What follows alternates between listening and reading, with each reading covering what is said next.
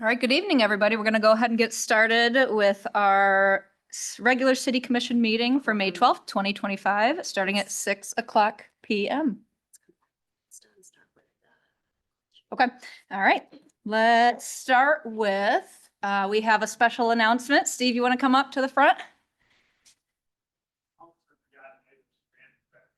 Oh, You want to start with the pledge and come back to it? you want to, we'll do that and then she'll be in. All right, let's start with the Pledge of Allegiance. I pledge allegiance to the flag of the United States of America and to the republic for which it stands, one nation, under God, indivisible, with liberty and justice for all.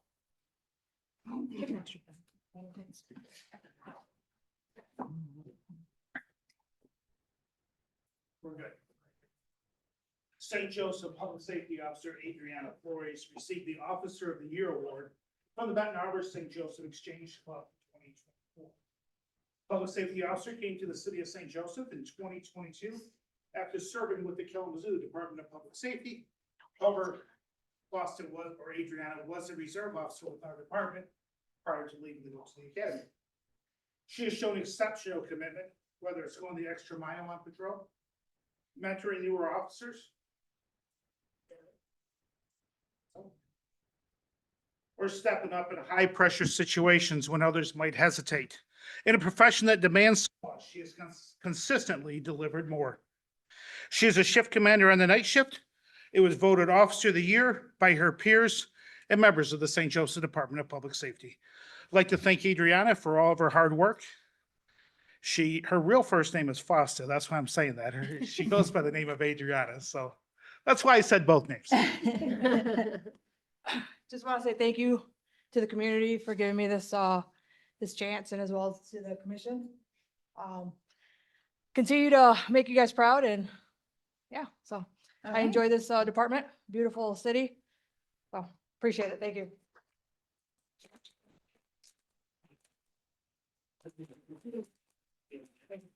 Thank you very much for serving our city. That sounds like your fellow officers feel strongly about that. Oh, mine's not on. She also is very fluent Spanish. Gracias. Muchas gracias. She's called her out by numerous departments. Do you want to say something? No. Okay. All right, we shall move along. Let's do approval of the agenda. What is the pleasure of the commission? I move to approve the agenda as presented. Support. All right, Abby, call the roll. Mayor Thomas, Yes. Commissioner Binkley, Yes. Commissioner Sorolla, Yes. Commissioner Ulrey, Yes. Commissioner Fernandez. Yes. All right, we are now on to public comment. This is for items that are on the consent agenda or not on the agenda at all. Please limit your comments to 3 minutes. Come up to the mic, state your name, address, and please remember to keep your comments respectful.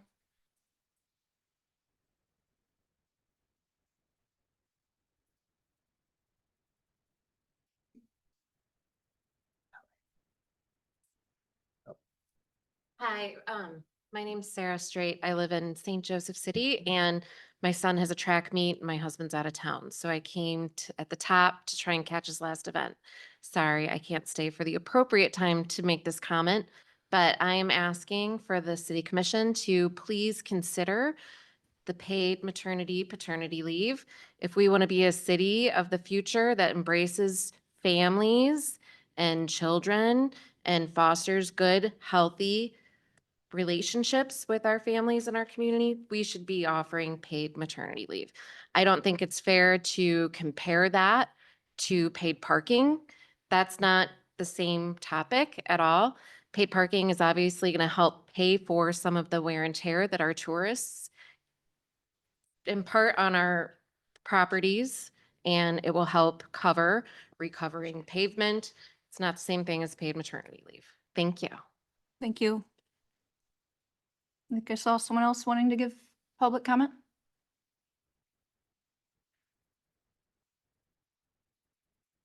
Oh. We got someone coming up over Sorry. here. He was behind you. You couldn't see It's him. hard when you can't. Thank you. My name is Justin Demoski. My wife Kelly and I live at 911 Wolcott Avenue. My grandparents and family ran the two small mom and pop Demoski grocery stores, one on the beach and one in town for over 50 years. My wife's great grandparents also owned a business down at the beach called the Pine Street Tavern. We're both still lifetime residents in the St. Joe area. Similar to many other residents, we have been watching our hometown changing over the years. While change can certainly be necessary and even positive in many cases, so many of our residents do not feel the current decisions regarding parking are positive at all. It's not a question whether the parking issue in the downtown area needs to be addressed. There's simply not enough, especially during the busier summer months. But the way you have gone about making the final decisions regarding this is wrong. Many residents, business owners, and downtown employees feel there has been a lack of secrecy and dishonesty involved. You have failed to make safety concerns a priority. You value the power of the dollar over those with low incomes or disabilities and made it nearly impossible to obtain a waiver. The changes have already been happening in our city over the years. Businesses closing, neighborhoods have changed, and I hope we aren't about to see our small downtown businesses shut down as well. You say, let's just see how this goes, or it needs to start somewhere. Shame on you for not taking the concerns of your own people seriously. You are taking people's livelihoods in your hands. You have also made it crystal clear you don't care. Our quaint little town is not what it used to be. One thing I am thankful for is that our grandparents are not having to see the things going on in St. Joe today. You need to do better. Thank you.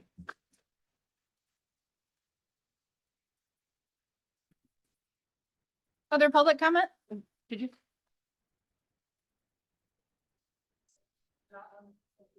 On, each item has its own public comment. Okay. Other public comments?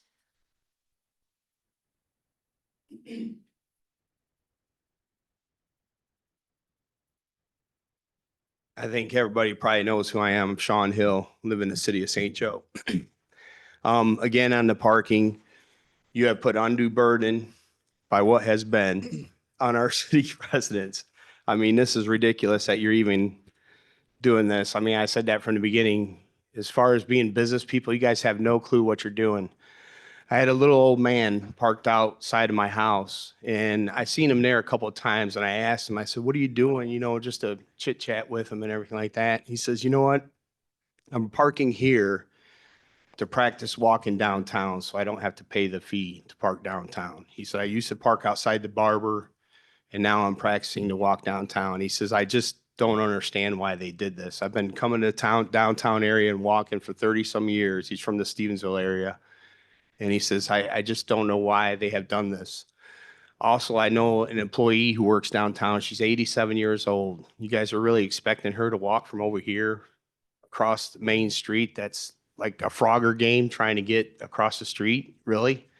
There's no exemptions for her. She tried coming in and getting exemptions for it. There's no exemptions because she's told she's not disabled. I just think it's totally ridiculous. But you say it's to draw money. When we were here for the budget last week, you guys talked about a $1.7 million parking lot.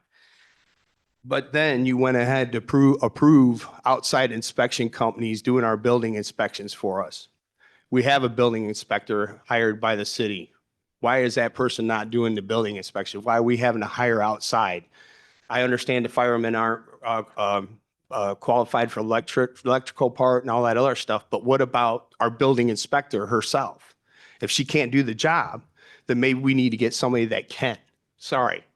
You guys just added to the budget when you passed that, from what I'm looking at, almost $150,000 just to that one area alone. So I don't understand why you're doing that. One more thing. I really know why this is all happening. Your city manager was in October of 2022 totally trashed a local dentist office here in our community. Instead of like taking care of it personally, and I feel maybe through the court system, her and her husband both, her husband is the county attorney at the county, they decided to trash this local dentist office, which my daughter goes to actually, and I've never had a problem. They decided to trash this dentist office on the social media. So this is the reason why she's doing what she's doing, because she can't stand small businesses. This is ridiculous.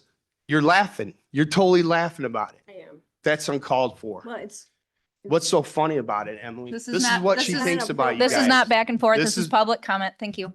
This is what she thinks about everyone, okay? So just let that be understood.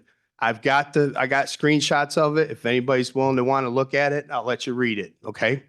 Other than that, the parking thing is a bad idea. You guys did a bad decision. You need to redo it, okay? Thank you for your time.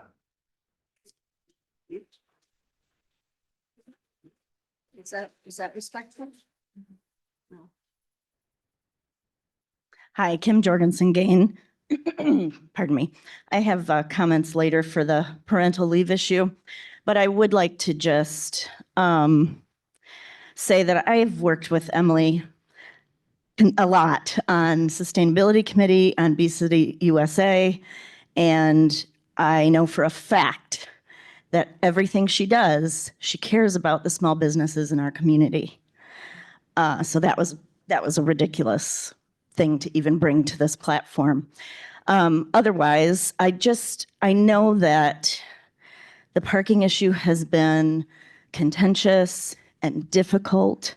And I just want to say to each and every one of you, I have a lot of respect for the fact that you are trying something, because this has been an issue that, you know, our city residents have been struggling with for decades, wanting more parking, we can't have more parking if we don't come up with a way to invest in that in the future and to somehow capture some income that goes to the city to take care of infrastructure and things when the visitors are here.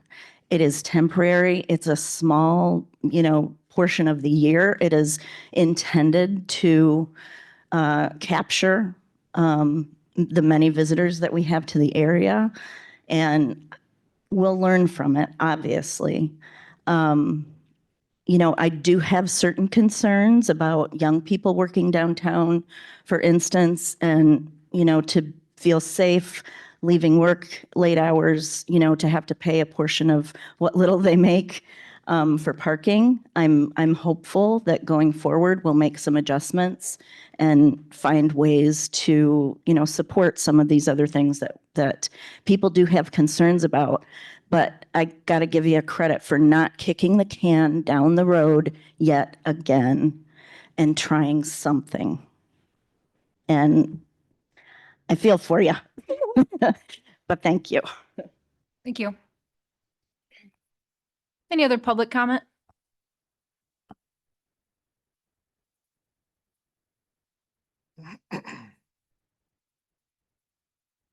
Chad Mandarino, 303 South Veronica Court, St. Joe downtown. I didn't bring notes. I was just planned on just listening to the public comment, but I was drawn to get up to say a few things. First of all, I sat in all your seats. I was on the city commission for 4 years. I was on the Parks Board for 10 years. I'm still on 2 different committees in the city of St. Joe, so I get involved in the city of St. Joe. I feel real sad when I hear that we say we talk to businesses, because I'm friends with a business owner downtown that was never asked. That's Purely Michigan. They were never asked. Their opinion was never sought after. I also get my hair cut at Airway. Talked to all 3 barbers. Their opinion was not asked. It makes me sad when we say we talk to businesses when we didn't talk to them all.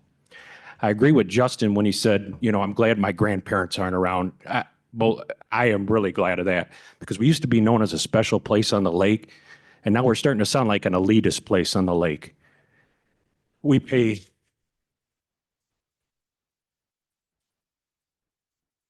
our taxes are outrageous. You know it, I know it, the good Lord knows it.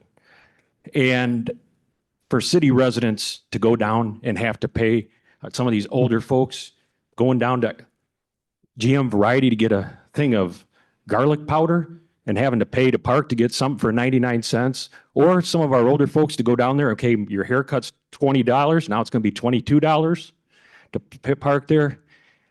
I know it's tough making decisions being on the commission. You get beat up. It's a no-win situation, and I do feel sorry for you, but this is a wrong decision. You're gonna find that out eventually. We all learn at different times, just like we all got potty trained at different times. We're gonna learn at different times. And I do have the utmost respect for the job that you do because I got beat up when I was on the commission for certain things. But I do feel so bad for the people who paid lots of money to live in this city and then have to pay again to go downtown every time. It's wrong. You go to Holland, you go to Saugatuck, you go to Grand Haven, and we're not better than them. We're not. And you don't pay to go down there. And they're beautiful cities. I just went to the Tulip Festival last week. Didn't have to pay. And it's a beautiful town. It's a beautiful downtown. We think you can do better. Thank you.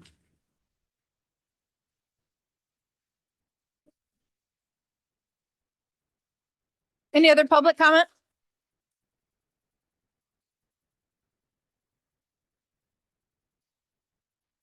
Hello, my name is Wendy from G&M Variety, where all the people come in to get their spices for $1.69 technically. But I am very concerned still about our customers who are coming in asking me questions all the time about what's going on with the parking. And disability issues come up with the people who work at the store. There's one gentleman who all he does is stand at the register. He can't do anything else at the store. And he came to talk to somebody downstairs and they blew him off.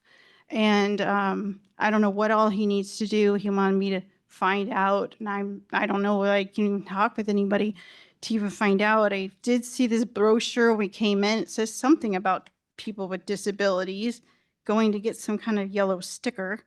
So I'm not sure what's going to go on with that. Some of the disabled people that come in with wheelchairs and walkers into our store don't know how they're going to find a parking space to be able to come in. A lot of people are loading up on stuff because they're afraid they can't get back down here until September. It's just very sad because I want it to be a happy environment for the people to come to and have a good time and enjoy themselves in our town. And I just feel very sad for them. And I'm still want to advocate for the employees for us to be able to have a sticker so that we can park in the downtown area, because I'm very concerned about this parking lot because only half, the right-hand half is going to be available. It's going to fill up really fast. We'll have to go down around the corner and into the neighborhoods. I don't know where we're all going to end up parking.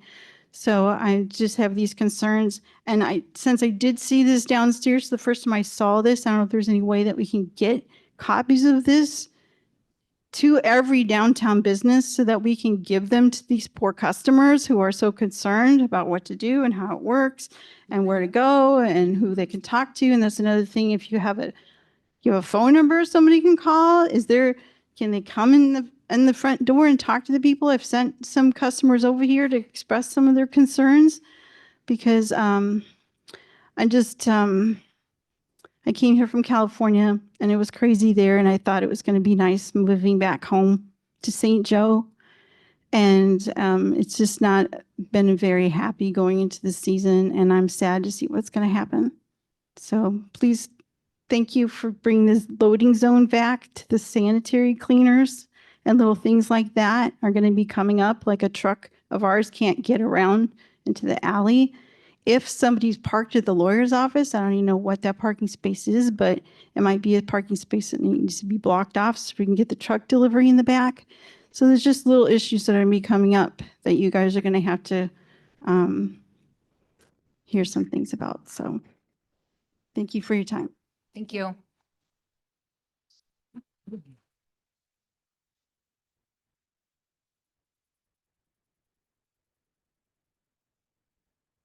Hi, my name is Ann Gain. I'm a resident at 200 Sunnybank in St. Joe. And I hear from all different people from all walks of life on a daily basis. I want to thank the commission for everything they do. It's not easy. I've been on several boards and I know you really get beaten up. I feel for all, I have family members that work downtown. I have very good friends. I've been going to the dollar store since I was 5. I feel for all the residents and the employers downtown, but I also think that we're very quick to not recognize what our commission has done and the city of St. Joe. We are a beautiful community, but we wouldn't have these beautiful beaches and sidewalks and handicap accessible sidewalks and those types of things if they weren't making good choices. I think it's very important for the commission to be very transparent with the budget and let us know where those things are being allocated, because I think if we do that, then people are going to understand that it's not like you're just reeling in money to pay for, frivolous things. I think they are all needed. I think this may be a trial thing, but maybe as residents, we could also form some subcommittees to try to help the elderly in the community get to the places they need to go to, or walk them there, or do a ride share. There's a lot of ways we can come together as a great community and try to develop some other little subcommittees, if you will, because I don't want to see, I've got a 92-year-old mother. She loves to go downtown. She loves to still shop. She's in a wheelchair now. It's going to make it a lot more difficult. And it's not like I can just drop her off and say, hey, mom, run in. There's definitely some challenges to be had. But I think at this point, it sounds like the choice has been made. So as a community, we should embrace it and try our best we should support it or think of alternatives instead of just pointing the finger at people either way. But let's come up with some solutions instead of just saying no. And I'm not saying that I'm supporting the paid parking, because I'm not a fan of it at all. I have seen it fail in other communities. But I also just want to say, I know the decisions have not been easy, and I appreciate what you guys have been through to try and come to a decision. I am not a fan of the paid parking, but I think that, maybe there's more compromises to be made. That's all I've got to say. Thank you. You. Any other public comment?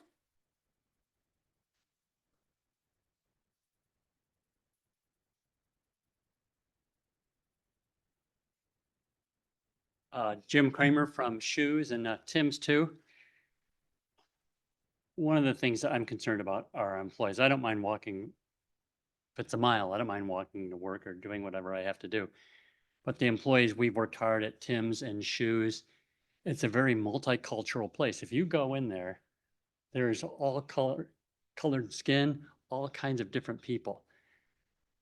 Are they going to feel safe? We feel safe walking from here to Shoes or Tim's too. It's not a problem. Think of it. Would you have a difficult time probably walking across the bridge sometimes? That feeling that you're going to have, that's the feeling that a lot of our employees will have. And I don't know what you can do about that, but to me, it's more of a safe feeling for them. That's what one of the things I'm concerned about. Also, the timing of this being May 15th to September 15th, it really hits hard for the local people during that time. Those 15 days up to Memorial Day, it's coming this week. And I don't see all the tourists here now. And the reasoning to do this is just to get the money from the local people who are our residents. And then once Labor Day is over, it's the same thing, 15 more days. It seems like it's just going to be torture. Thank you. Thank you.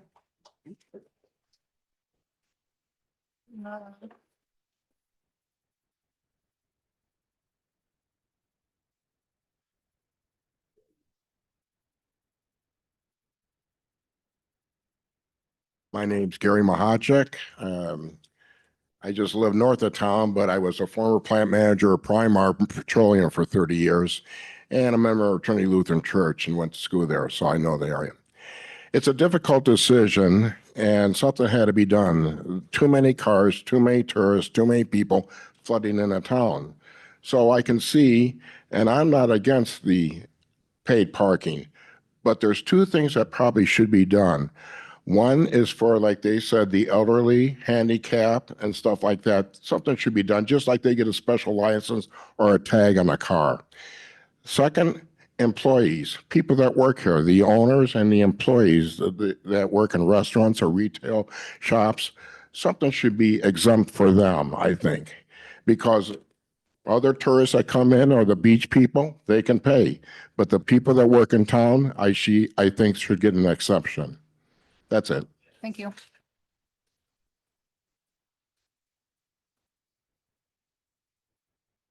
Any other public comment?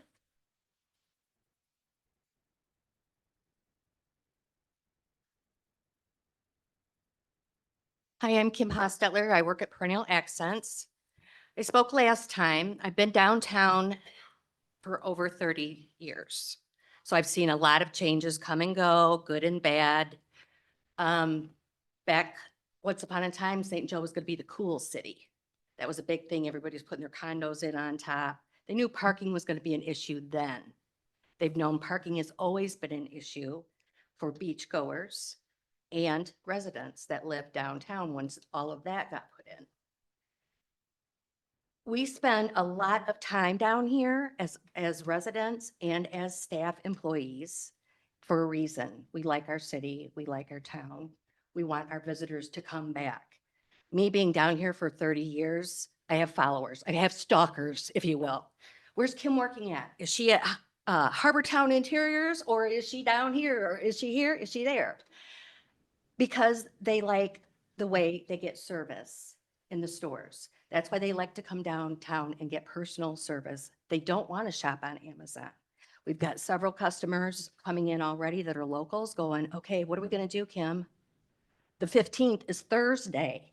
We don't even have until Memorial Day to keep shopping and getting first picks of all your cool stuff before the tourists come in. Tourists come in, we know they're coming. We've known they're coming every year, and there's more, and there's more, and there's more. We should have been planning, I shouldn't say we, because I'm not a part of that. Someone should have been planning a way up instead of out, because we have nowhere out to go. And all of this funding could have been put in the proper places a lot sooner than it is now. And we have to have a slush fund to try and pay to work. One guy put together, we're taking 15% of our wages out of our paychecks to come to work. When we're going out to dinner, we're tipping 20%. That's a big slap in the face.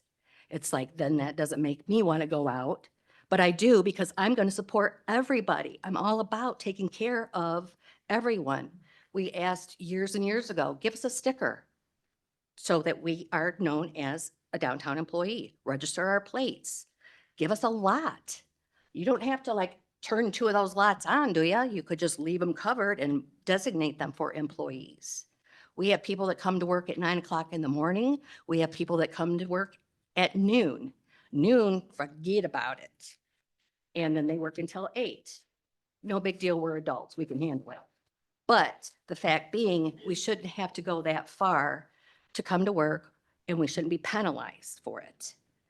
We really deserve a break on this parking issue as downtown employees and downtown business owners and residents. Thank you. Thank you. Any other public comment? All right. Seeing none, we're going to move along. We are on the consent agenda. We only have 2 items on it. It's the regular meeting minutes of Monday, April 28th, 2025, and the invoice and tax disbursements. What is the pleasure of the commission? I move to approve the consent agenda as presented. Support. All right, Abby, call the roll. Commissioner Binkley, Yes. Commissioner Sorolla, Yes. Commissioner Olry, Yes. Commissioner Fernandez, Yes. Mayor Thomas. Yes. All right, item number 7 for old business, we are on to zoning ordinance text amendment sections 2.3, 39.3C, and 21.7C mechanical equipment. City of St. Joseph, second and final reading. So in early April, I brought the first reading of the ordinance to the city commission after the planning commission had been reviewing and discussing changes to regulations pertaining to mechanical equipment and specifically non-conforming mechanical equipment. At that first meeting on April 7th, the city commission asked that the staff go back and look at regulations to allow non-conforming mechanical equipment in the front or secondary front yard to remain. And we did that. We brought that back at the last meeting. And You guys were supportive of the recommended changes that we proposed. And so we didn't make any more changes since the last meeting. So we are requesting that it be approved as submitted. Thank you. Any questions from the commission? Nope. We've already discussed it last time. Okay, what is the pleasure? I move to approve the second and final reading of an ordinance to amend Article 2, Section 2.3 definitions, Article 3, Section 3.9.3C, and Article 21, Section 21.7.c to define the term mechanical equipment and establish regulations to allow replacement of certain non-conforming equipment when certain conditions are met in the zoning ordinance of the city of St. Joseph, Michigan, based on the factors set forth under 22.3 of the zoning ordinance. Support. We're gonna be on one. Any public comment on the matter? All right, Abby, call the roll. Commissioner Sorolla, Yes. Commissioner Olry, Yes. Commissioner Fernandez, Yes. Mayor Thomas. Yes. Commissioner Binkley. Yes. Thank you. Thank you. All right, item number 8, we're on opening a public hearing. This is for item 2025-26 fiscal year budget and millage rates. All right, and I guess we will start the public hearing at 6:31 PM. And do you want the presentation now? Yeah.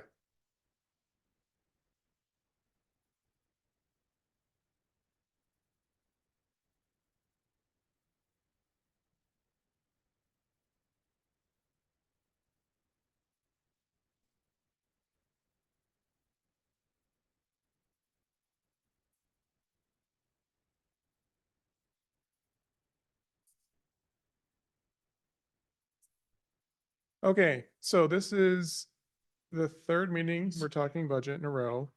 And we're gonna have 3 items today. We're gonna have this public hearing. The next one will be the resolution approving the budget itself and the CIP book or the CIP list.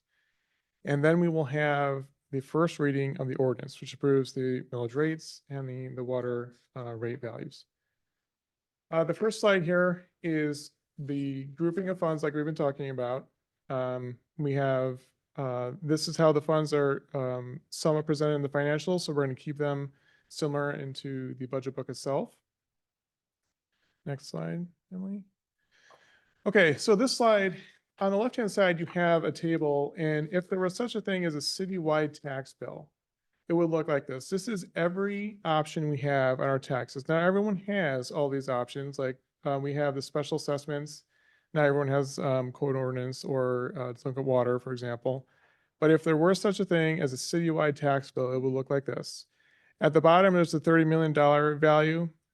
That is the same value as the next preceding slides, but on this slide, this is the receiving side. This is the money coming into us per those categories. And you'll see that it's slightly tweaked on the outgoing side when we pay out the taxes because brownfield is included in those. This side is not. I just want everyone to understand that $30 million is the same between the two, but how they are allocated between the different categories do differ. So on the table, I have, sorry. On the table, I have the season. We have the summer and the winter. And then I have the description as it shows on the tax bill and the amount. And that amount is the time of settlement with Shelley. So that is different than when the tax rolls were initially released because we've had rollback or tax tribunals or board reviews. And then the graph itself is just to demonstrate how much we really do here in the city rely on the summer tax bill. Not much happens on the winter. On the winter is only the city special assessments and then the county special millages, the senior centers, the law enforcement, 911, and the parks. Okay, next slide, please. So this is the tax going, the payment side, so the outgoing side. What stays in the city is 39.2%. Everything else goes to other governmental entities. Next slide. And then this is what that looks like. So in the gray box, that stays in the city. That's everything that we keep here ourselves. And this, like I was saying before, the same $30 million at the bottom there, but it's broken out slightly different because if you look on the left-hand side there, I have brownfield under the Marion County values. That is because we separate that money from the other taxes to pay to them. So starting at the top there, we have the airport. That goes to the airport. Then we have the county taxes, brownfield, 911, the general, county general, and that is on the summer. law enforcement, park, senior center, and then a couple drains. Then we have the Benton Harbor area schools, Lincoln Michigan College, RISA, the state education tax, that's mostly paid to the county, but also sometimes paid to the state. Then we have ours, the sidewalks, the DDA, the delinquent water, the mowing, the admin fee, which we collect tax season wide, the band millage, the city operating, the CSO debt, the library, the penalty, which is for the unpaid taxes for the city up until it turned over to the county, and then the rubbish in the streets. And then we have the St. Joe schools, and I want to mention the operating for St. Joe schools is mostly paid to them, also sometimes paid to the state. So that's a breakdown of the taxes and where they go. This is for this current year, 2024. Okay, now we have the rates we were proposing. And I want to read from the ordinance as we talk about these. But we'll start with where they are right now for 25, fiscal year 25. So these will match to the previous slides. This is what was used to generate the previous slides revenue. We have the general fund and the street fund. They're combined.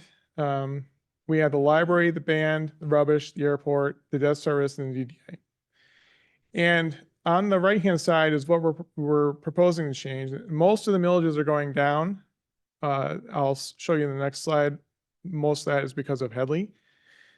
Some of them are choosing to. So for example, the library fund is being reduced by Headley. We are going to charge the maximum. So last year, the maximum was 0.7760. This year, we are going to charge 0.7656, which is the maximum allowed by Headley. In addition, the airport and the DDA are also being reduced by Headley. The rubbish fund we're reducing to try and match revenues like we talked about the last meeting. We're trying to bring in revenue to match expense. And then the debt service, like we talked about last time, trying to thread that needle and bring in only so much taxes to cover the expense for loan and interest. We don't want to have any surplus. So we're reducing that to ensure that. And like we talked about last time, we're bringing some general fund money to supplement that particular millage, just in case I'm not correct. Mhm. So let me read the ordinance real quick. The general purpose in the streets is 14.79 mils. The library fund is a Public Act 164.7656. The band fund is Public Act 230.2500. The rubbish fund is Public Act 298, 1.9155. And the airport is special voted, that was 0.2442. And then the CSO debt was voted and that's 0.5000. And the DDA is Public Act 197 and 1.9235. So next slide. So here's the Headley rollback calculation. On the preceding slides I have where we get that interest rate or the inflation rate, I mean. This comes from the form L4028, which is published by Barron County Equalization. Essentially, we are using last year's taxable value minus the losses multiplied by the inflation rate, and the inflation rate comes from the state tax commission, divided by the current year taxable value minus additions. And if the number of results of that is greater than 1, there is no rollback. If it's less than 1, we roll back by that value. And so in our case, and if you look on that, the L4028, most entities in the county did have a rollback, and we are no exception. Okay, next slide. So engrossed by your presentation. This itself is the State Tax Commission letter. It's a bulletin 14 of 2024, dated October 22nd, 2024, if anyone wants to look it up. In there, it does tell you our inflation rate is 1.031. And also lists the prior years if you're interested. Next slide. Okay, now this is how the taxes will look per area. So for example, the general fund and the streets millage, they are going up. The rubbish is, you can see it's kind of going up and down as we try to match expense. And then DDA, there's not much coming in, but that's at the full throttles at the max. Band, and then the debt service. And you can see the debt service is going up and down as we try and match the loan and interest payments. Okay, here are the water rates, and we approved these a couple sessions ago. And the city sewer rate is a 13% increase. The system water rate is a 5% increase, and the city water rate itself is 7%. And when we talk about the water rates, we have to mention sewer, think the CSO project, right? That's the big driver. And city water rates, think lead service line replacement. That's why we have to increase those rates, as we've talked about in prior meetings. Okay, this is just John Kazor's slide from when he was here. I'm just repeating it. Essentially, if you have 9,000 gallons of typical use for a 5/8 meter, your increase in your bill will be 9.1%. If you add all that together for the flat fees and our per unit charge. Okay, so now we're going to talk proposed revenue across the city. And these are grouped in the same funds we looked at, the same groupings we looked at before. The property tax line, if we go across there at the bottom, that is the revenues coming in. That also includes the payment in lieu of taxes from the Housing Commission and the admin and the penalties. So that's slightly different than the slides you saw prior, but that's because these are groupings as in our financials. So not just the tax revenue from the millages. Okay, next slide. Okay, this is the general fund slide, and I show this because as we go through each department, we look and see how much of the general fund is allocated to each department. The big one at the bottom right is public safety at 37.9%. The other big one is parks, 16.6%, and then every other department there I have listed. This kind of tells you where your priorities are, where the general fund monies go. Next slide. Okay, and as we talk about government, I mean, we build roads and water lines and things, but really the output of the government is the personnel, the employees. We're a service organization first. And so this shows you the compensation and the benefits on the left-hand side. And then the right-hand side, I want to point out the pension increase, the yellow line. If you remember, we talked about the fire pension being closed. That is a huge increase, $236,000 if we go back to that. That is because it's closed. That's going to go down over time, but for the immediate future, we have to carry that cost because there are no more employees to cover it. So when you do close a pension, that is the cost. You see that as the initial expense spikes. Okay, and then this is just a graph to show you where the personnel goes per fund. So general fund has the vast majority of the personnel, and then the water fund is next, and really nothing else comparable to those two. Just to give you an idea of where the money is spent. Here is a list of the top 20 projects from the CIP book, which is on the, in your next approval. But this is just to give you an idea of what we have to deal with. And we wanted to highlight the items that are required. For example, the CSO storage project, as being required by the state. The lead service line replacement, also required. And then Main Street is also required. So this is trying to give you an idea of where we have to go. Okay, now we have the list of funds themselves and where we're going to end the projected ending fund balance. The general fund is $2.9-ish million. And remember, we have to break out cemetery. I want to bring up the 204 fund. That is at $4.3-ish million. That is going to carry a large load for the Main Street project. So we want to make sure we track that. Next slide, please, Emily. I want to talk about the debt service fund real quick. And as we've been talking about, 42 grand left in that, the top one there. Most of that money is supposed to be general fund money because I'm supposed to have the millage just so. So if I don't, though, that will require additional funds. And then these are the internal service funds and then the component units for a grand total there is $60 million. We're going to use fund balance of $5.4-ish million citywide.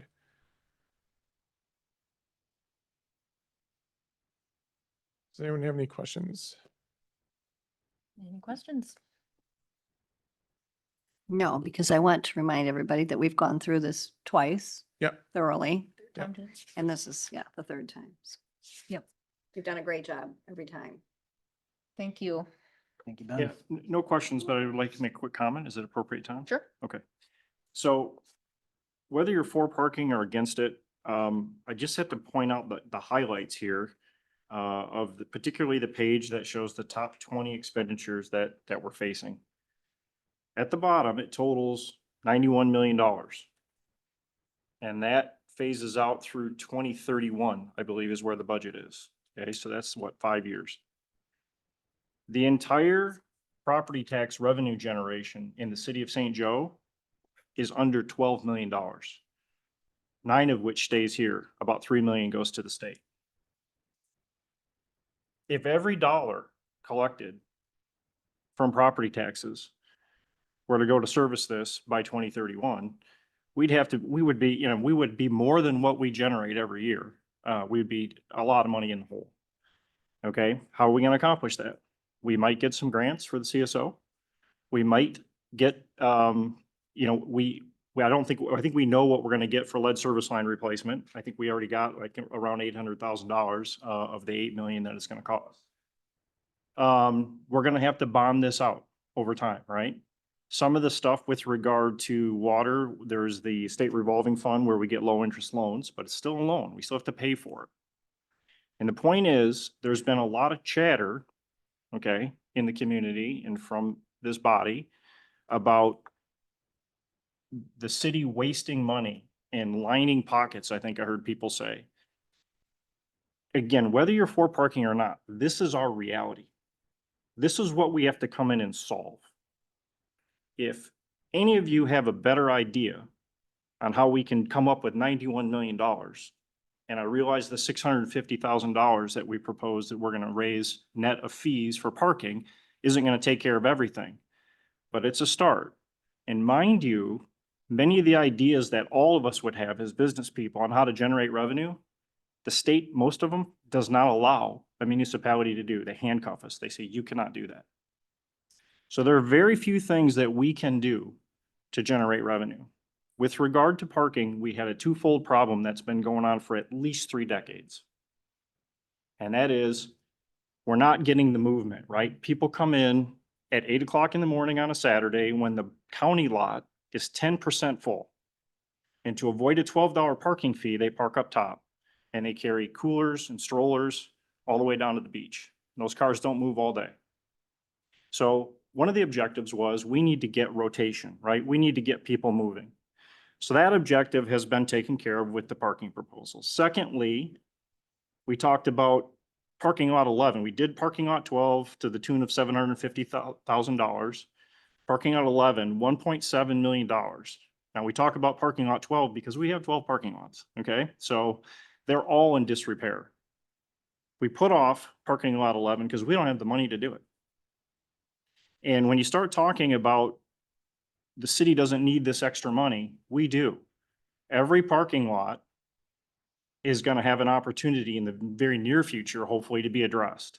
80% of the money from parking stays with the DDA and it goes to support these projects downtown. I live 1 mile from the boulevard. I walk downtown a lot. I drive downtown a lot in the summer. Believe me, if there was another way, I would say, let's do something besides paid parking. Okay, I don't love it. But it's a way to get our visitors in the form of a use fee to pay for parking. If you use it, you pay for it. Unfortunately, that catches in the web residents like me, who has a pretty big tax bill. We all wish they were lower, but you can see where it goes. It's not wasted. Since I've been on the commission, my goal since day one has been to find waste and find efficiencies. And we found little bits here and there. It's just not there. There's just not enough revenue. And unfortunately, we don't get the revenue dollars we used to get from the state of Michigan.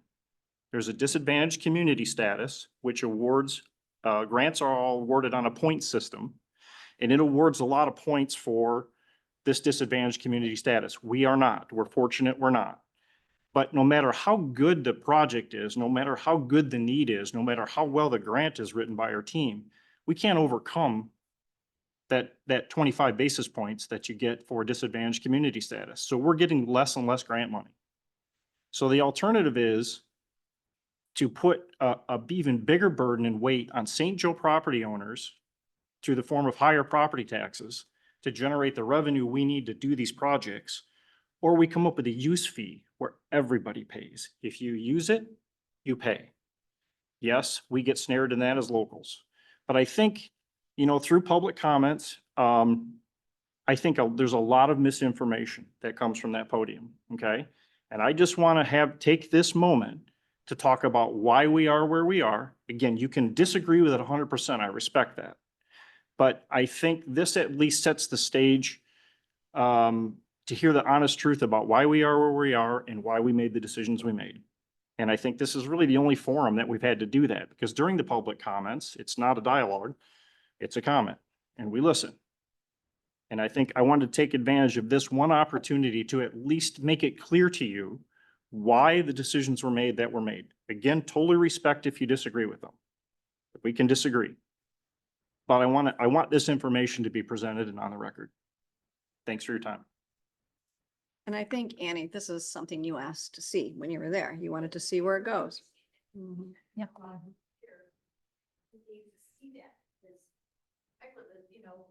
I said, Bill too, and nobody likes it. I live close to downtown. I'm grateful that it's just a seasonal thing because our employees are gonna work there most of year round. I understand that employers are seasonal employees. And, maybe they can find a way to even out their budgets for their homes, to help offset it.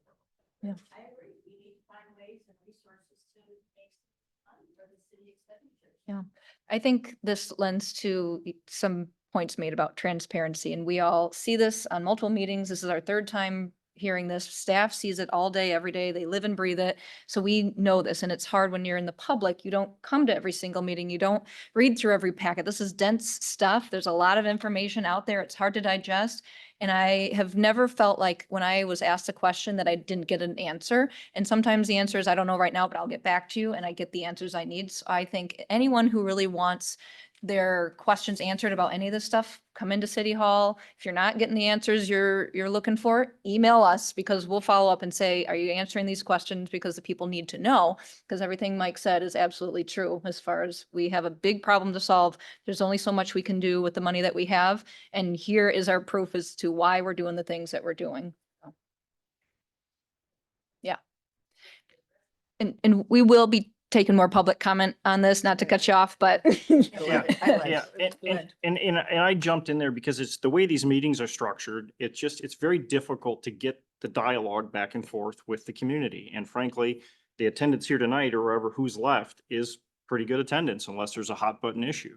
So it's just a forum to get this information, to get this transparency out there, and to dispel some of the misinformation that's out there. Again, I totally get it. You can disagree with paid parking, but these are facts. These are indisputable. These numbers don't lie.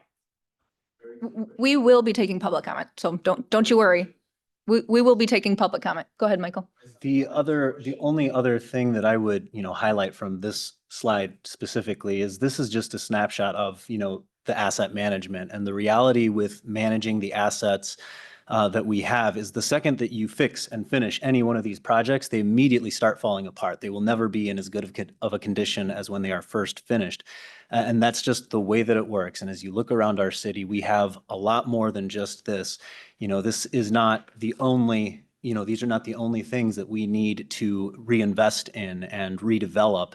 It's a lot broader than just the paid parking. It's creating additional conditions, our zoning, things like that, to create the ideal conditions so that we can redevelop ourselves as our literal infrastructure falls apart from natural wear and tear and anything else that comes at it. Those are the other challenges that are part of this as well. And this is a very nice snapshot of just how costly it costs to just stay in place. This is all just so that we can maintain the water service levels and all of that good stuff that we depend on a day-to-day basis. Yeah, as is noted, those are the top 20 projects. That doesn't have anything to do with daily operation, paying staff, doing the things that have to happen every year. These are just over and above projects, and they're only the top 20. There's probably a list of 60 or more. These are just the top 20 biggest ticket items. And again, $91 million. And when you look at the fact that our entire property tax revenue generation, now that doesn't include fees, right? We get water and sewer fees and that accounts for another 8 million Yeah. roughly I can look that up. between the two. So, you know, we have an inflow of around 20 million. And then we have grant money that we apply for, but we're getting less and less. But it gives you an idea of, you know, this is the resource that we have to deal with. And this is the outflow of reality. And trying to bridge those two things without bumping a few toes is really impossible. So I just want to make that point. It was an opportunity to at least convey, I think, I'm not speaking for the other commissioners, but these numbers are real. 13-ish million water. 13 million, okay. Do you have something? No, no Oh, other? I was just gonna say, yeah, absolutely echoing what Michael and Mike had to say about that. I also appreciate that, you know, a lot of the parking conversation comes down to the DDA as well. It's called out right here, you know, what the revenue and expense of the DDA is, and we know that we're going to be allocating 80% of that paid parking revenue back into the DDA, and it's absolutely important when you see it in black and white. Great. Any other questions, comments from the commission before we move to public comment? Okay, thank you, Ben. We will now start public comment. So anyone who does have any questions, comments on this topic, please come up to the podium, state your name, address, and please use respectful language. Liddy Riccioni. I live on Willa. I think my biggest takeaway from looking at the budget is I can't even imagine how, what as tight as it is, how you could even consider having the next thing on the agenda for paid leave for people. I mean, how in the heck are you going to take, that's. Do you have comments on paid leave? Pardon me? Do you have comments directly on paid leave? We're gonna get to that. We will next. get to that. So if your comments are on the paternity leave, that would be reserved for that time. Oh, I thought it kind of tied in with the budget. Well, if you have comments on the budget, please. No, I just, looking at the budget, how tight it is, I can't imagine how you'd even be thinking of adding something as big as paid leave onto how you're going to pay for it. So there's that. Okay, thank you.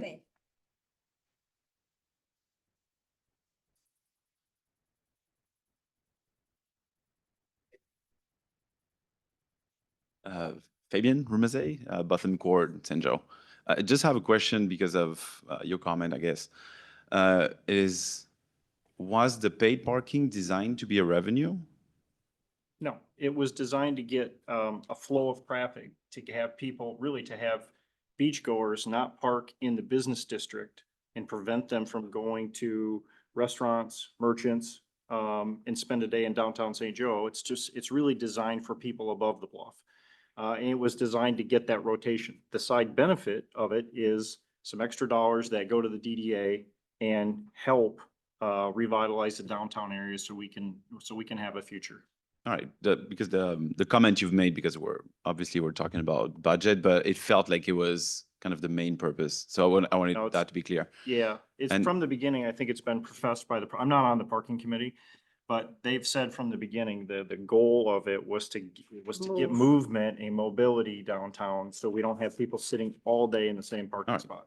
Well, two quick comments on the parking, because I guess I missed my spot earlier, but And we are not actually discussing paid parking. This is budget. So if you have comments directly on the budget, the paid parking was for the comments at the beginning of the meeting during it's public probably not comment. budget, so Okay, I'll wait. thank you. Any other public comments on the budget?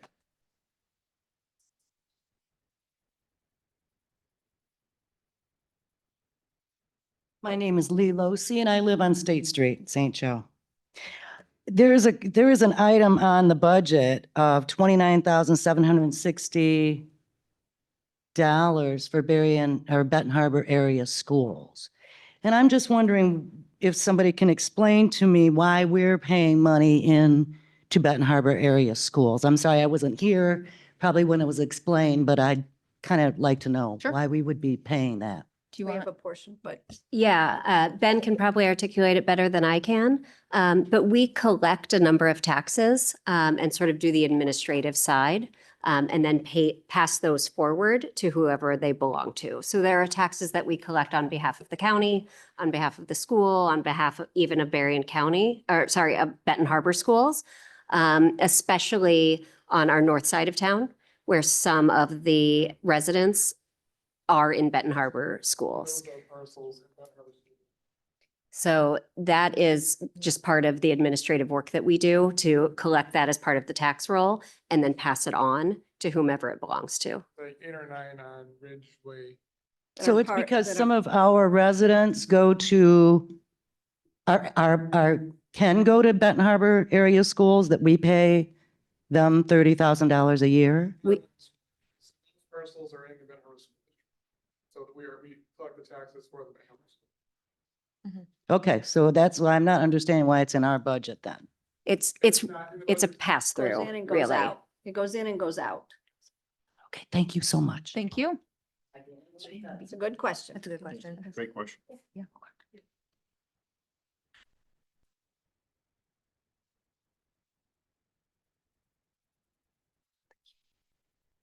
My name's Kelly Arnold. I'm with a local business downtown. It's Jewel Fire Diamond Center.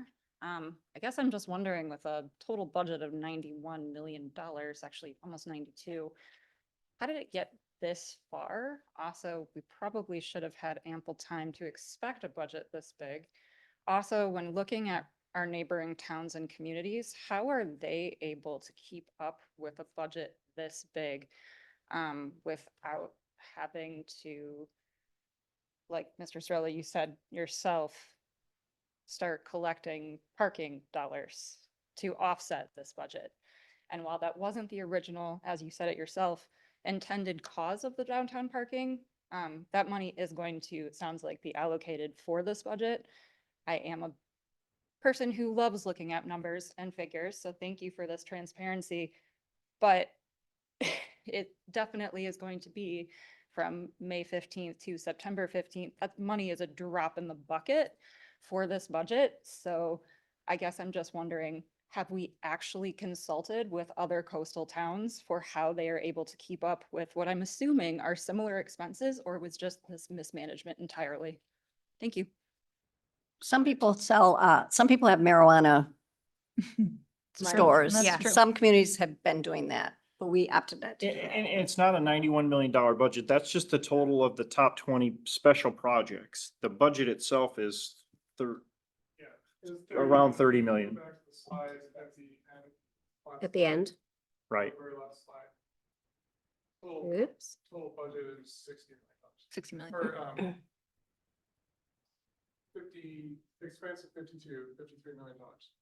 And I think it's important to add that we have a balanced budget here. I mean, I'm not trying to paint a rosy picture. We have really, really big projects ahead of us.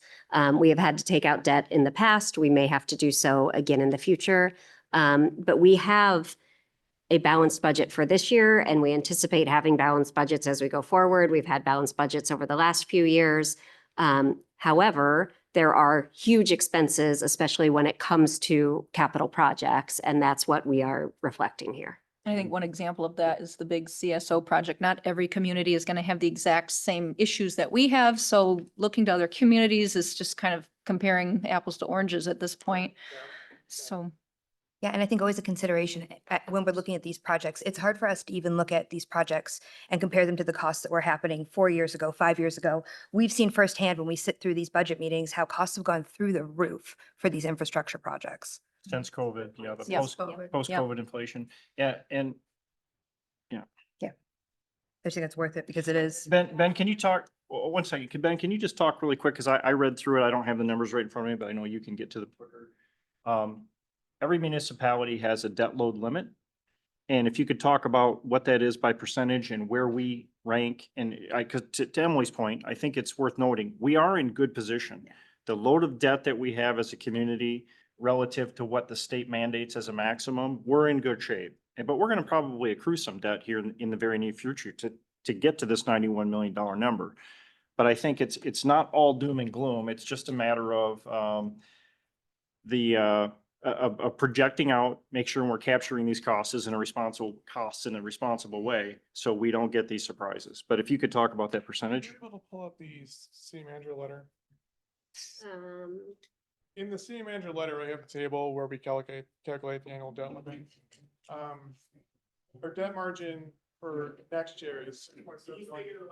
Oh, sorry. Yeah, yeah. All right. our debt margin for next year is $6.7 million, well within the cap of 7.7. And we have roughly $80 million on the general obligation. So there's a ton of room. And I'm not recommending debt though, please understand. Right, to go that. Right. But we yes. are well within our limits. How much debt do we have right now? So, Percentage, but I didn't get it. yeah, at the end of last year, for 900 grand and 2.8 million or $2.8 million. So 3.7-ish million dollars at the end of last year. Thank you, Ben. Go ahead. I wanna slow down. Chad Mandrino, 303 South Veronica Court. I thank you, Commissioner Sorola, for that explanation. I appreciated it. I do want to say that the money that is spent on a lot of the staff members that work here of your budget is very well spent. I've worked with City Engineer Tim Zebel. He's top notch. I've worked with Chief Newbecker, once again in the police department with the school system. They're good. They're top notch. You know, Greg Growthhouse, he does a great job. You know, you pay your staff a fair wage and they do a good job. So I don't want to be all Mr. Negative.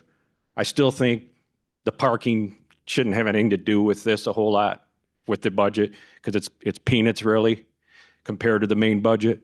I do hear that was a great explanation. And I've worked with a lot of your kids over the years and I like all you people. You're good people.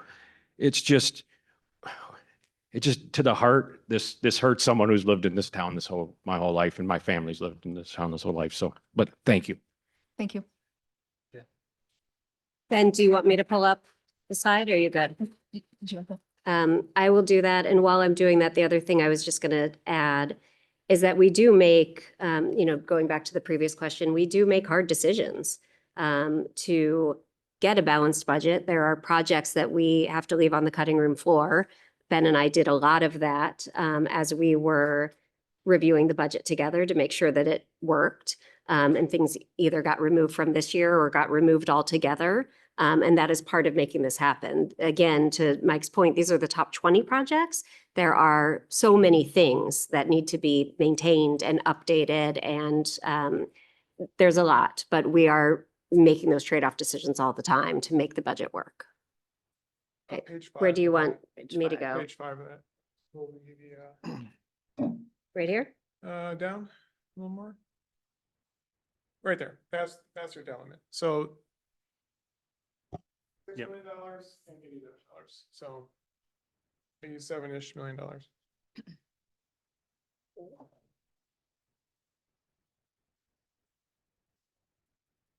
Okay, did that answer your question?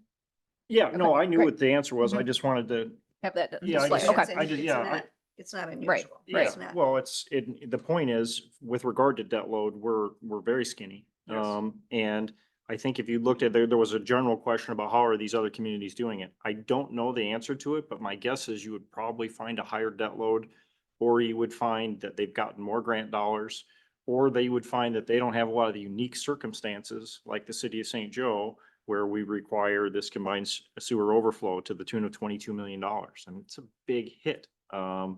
It's more than double the entire tax revenue generation, or roughly double, for 2 full years. And we don't get to keep it all. So a lot of it goes to the state. And then we still have to run the city. We still have to, there's still all those other things. So those are the types of things that are extremely challenging. And I just thought it was worth pointing out. To Emily's point, it's not all gloom and doom. That's why I wanted this data shown, where we have, roughly $8 million of debt-ish. And we have the cap is 80 million. So we have a lot of runway, but this group has been really responsible in trying to keep that debt down, particularly in a high interest environment. We might be more inclined to entertain more debt as interest rates come down, and Ben does a great job of doing the analysis all the time on what's best ultimately for the taxpayer. So that's a battle that's constantly going on.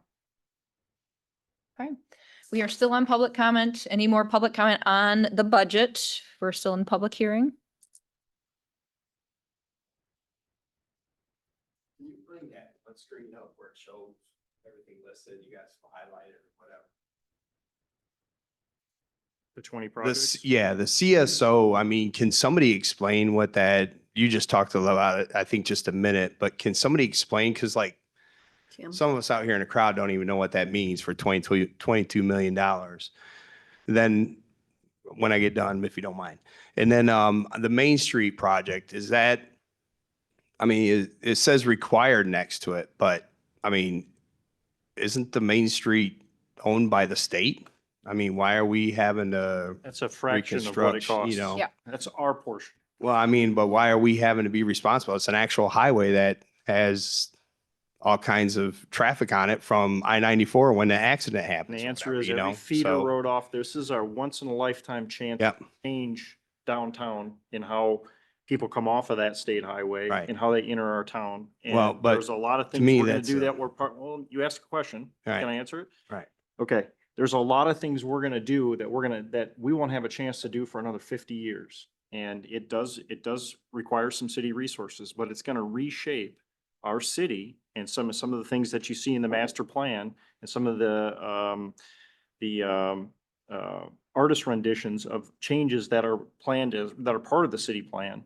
It's gonna enable those things to happen. A lot of infrastructure has to go in order to support these projects. And every road that comes off of that as a feeder, whether it's Broad Street going east or Broad Street going west or any of these other side streets, that's our responsibility. Is that correct, Tim? I think Tim can speak to both. And so this is just a wish list type thing then, or I mean, No, listen. no, I to mean, him. I don't Listen to know. it. Go ahead. Yeah, go ahead. I wasn't done yet. No, no, Well, honestly, though, we have public comment going on. So can you exhaust your comments and then we can answer them as we, okay, Yeah. thank you. we have more. And the Upton Drive construction, it says it's required. Didn't we just do a lot of work on Upton Drive? I don't know. I'm just, Phase 2, he can also. and then, looks like a lot of the stuff, I mean, I've worked on budgets before and you always ask for the moon in budgets, everybody. Don't be fooled by this. You always ask for the moon. It's kind of like Trump would say, the negotiation of the deal. You know, you try to ask for the moon, then you get what you get. But as far as like the rubbish goes and all this other stuff, are you guys bidding all this stuff out? That would be my question. And do you take the best price? yes. Because I sat in on a meeting one time where you guys didn't necessarily take the best price. It was somebody who'd been doing a lot of business with the city and you prefer to stay with them. And it was another local company, you know? So, I mean, I really want to know, are you tightening your belt? If you're taking in 12 million or whatever, like you said last time, Mr. Sorolla, you know what? You should be staying within your budget of $12 million. I'm sorry, you know, I mean, I know it's $91 million, but I think some of this stuff could probably maybe just pave Yeah. like State Street or something, Do you know? you know what an unfunded mandate is? Unfunded mandate? Yes. I mean, basically you gotta pay for something that's not even funded. right? State Yeah. mandates Yeah. it be done by a Right. certain date and they Right. don't tell you how to But- fund it. But the I Main don't- Street. I the don't Main want to do Street- any, this The is Main not, Street excuse project, me. though, that's in This is conjunction not with the an state opportunity for that we back and don't have to forth. do. I'd like to get your answers to the questions that you proposed. The time is up. So Tim, if you'd like to speak to that.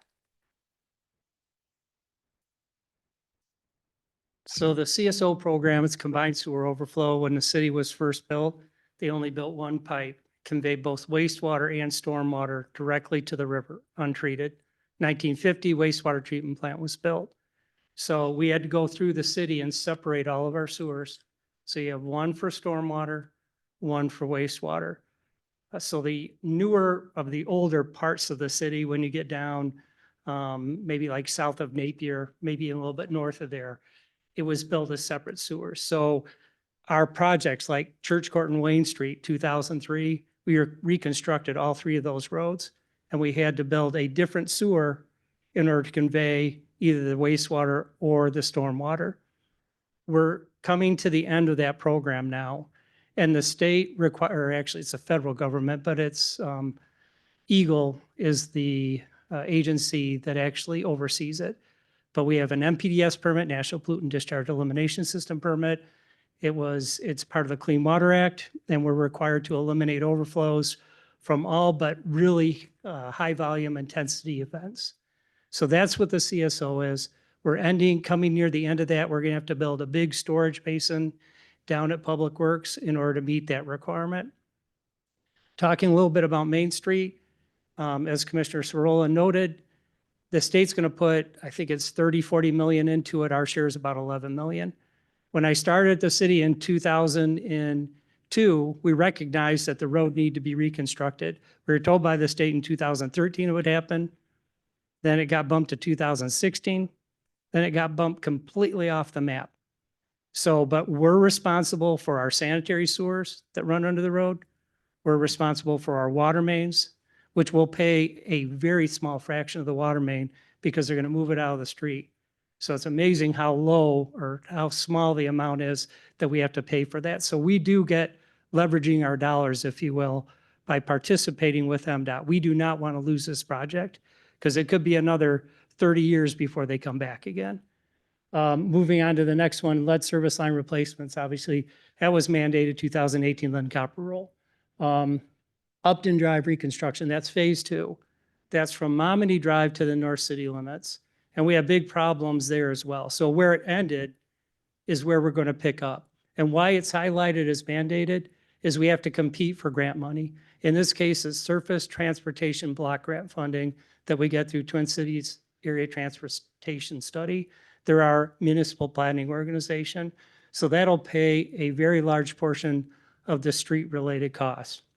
Again, we need to replace water main and sanitary sewer as well as part of that. But that'll all be done as part of that project in a few years. But we have it highlighted because we're on the list for that funding and we don't want to lose that funding. Botham, similar in that we actually, that's this year, and we have the STBG funding lined up for that. That project's let and will start near the end of July. So did that answer your questions? Yeah, I mean, somewhat. My thing is, so why you put it on here? I mean, I get you don't want to lose the product, but I mean, if we can't afford it, we can't afford it. And I don't think Upton Drive is in that.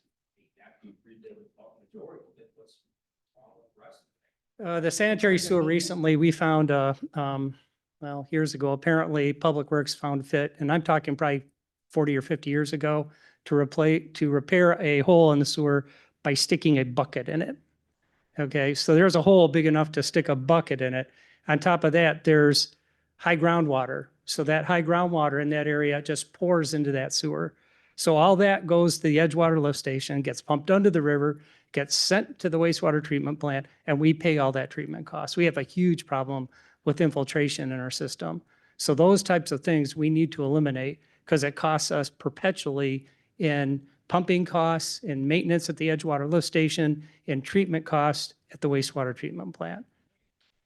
All right, again, we're not going to back and forth. We're just going to get through public comment. I think you answered the questions appropriately. Thank you, Tim. Thank Okay. you. Yep. Thanks, Tim. Other public comment on the budget? All right, I guess that is it for the public hearing. We're gonna need a motion to close the public hearing. I move to close the public hearing. Support? All right, Abby, call the roll. Commissioner Ori, Yes. Commissioner Fernandez, Yes. Mayor Thomas. Yes. Commissioner Binkley, Yes. Commissioner Sorolla. Yes. All right, and that ends the public hearing at 7:18 PM. That moves us along to item number 9, resolution fiscal year 2025-26 budget and CIP. So this is the agenda item approving the budget and the CIP list, which includes those top 20, but there's many more. In addition, there's also the city manager letter on here, which we saw with the debt limits. What we're asking for is to approve the budget as we presented and to approve the CIP list. Any questions? No, okay. What's the pleasure of the commission? I move to approve the following resolution adopting the 25-26 fiscal budget or fiscal year budget and capital improvement plan. Support? Any public comment on the resolution? All right, Abby, call the roll. Commissioner Fernandez, Yes. Mayor Thomas. Yes. Commissioner Binkley, Yes. Commissioner Sorolla, Yes. Commissioner Ori. Yes. All right, and then the third part of the series, resolution 2025 appropriations ordinance, first reading. Yep, let me find it real quick. So this is the first reading of ordinance. There will be a second reading the next session.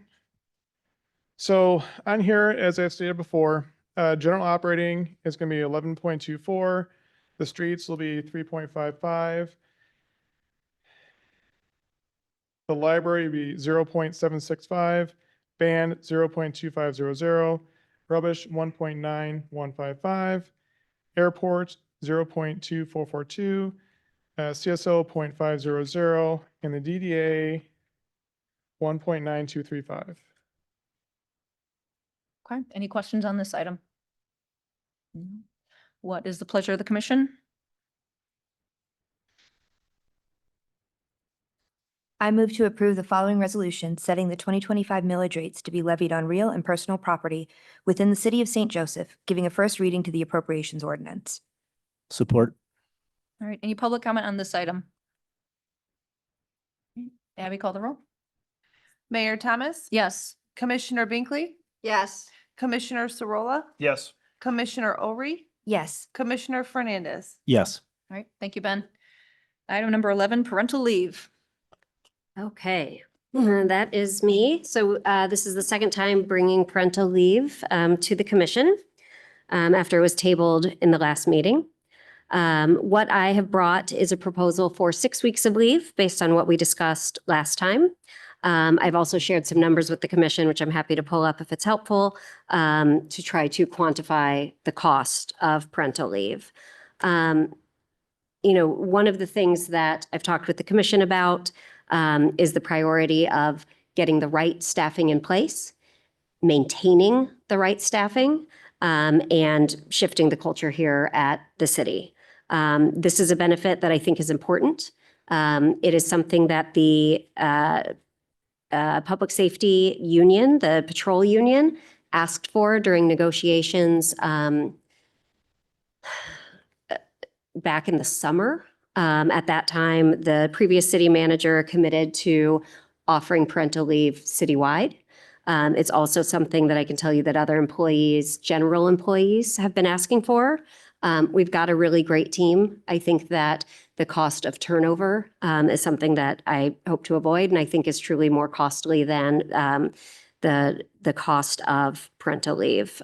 We've done research. I think that 6 weeks is very much on par with what we're seeing from other municipalities throughout the state. I had reached out to the state listserv to understand what's happening statewide.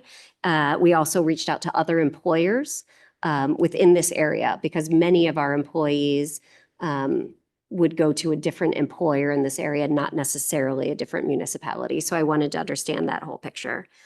So what I brought this evening is just an update to that summary. I've made it clear because I realized it wasn't clear last time, thanks to whoever shared that feedback, that this would be only for birth or adoption, only for those very major milestones, not for any other medical purpose, and would be for 6 weeks. I'm happy to answer any questions, but that's my whole overview. All right, thank you. Questions from the commission? You mentioned that the previous city manager had promised it to the patrol union. Yeah, the patrol union asked for this as we were negotiating the July 2025 contract. And I will tell you, I think the July contract was adopted well after July. So it was probably sometime in between July and when I took over in October. One of the things they brought to the table was a request for parental leave, and they were told, we're going to give that to everyone citywide. And is that something that a city manager can arbitrarily promise? Of course not. Of course not. Have we checked with the previous city manager to confirm that he did in fact say? Oh, that? yes. I was in the room. Steve was in the room. This is something that's important to the patrol union. So you and I both understand that this requires commission approval.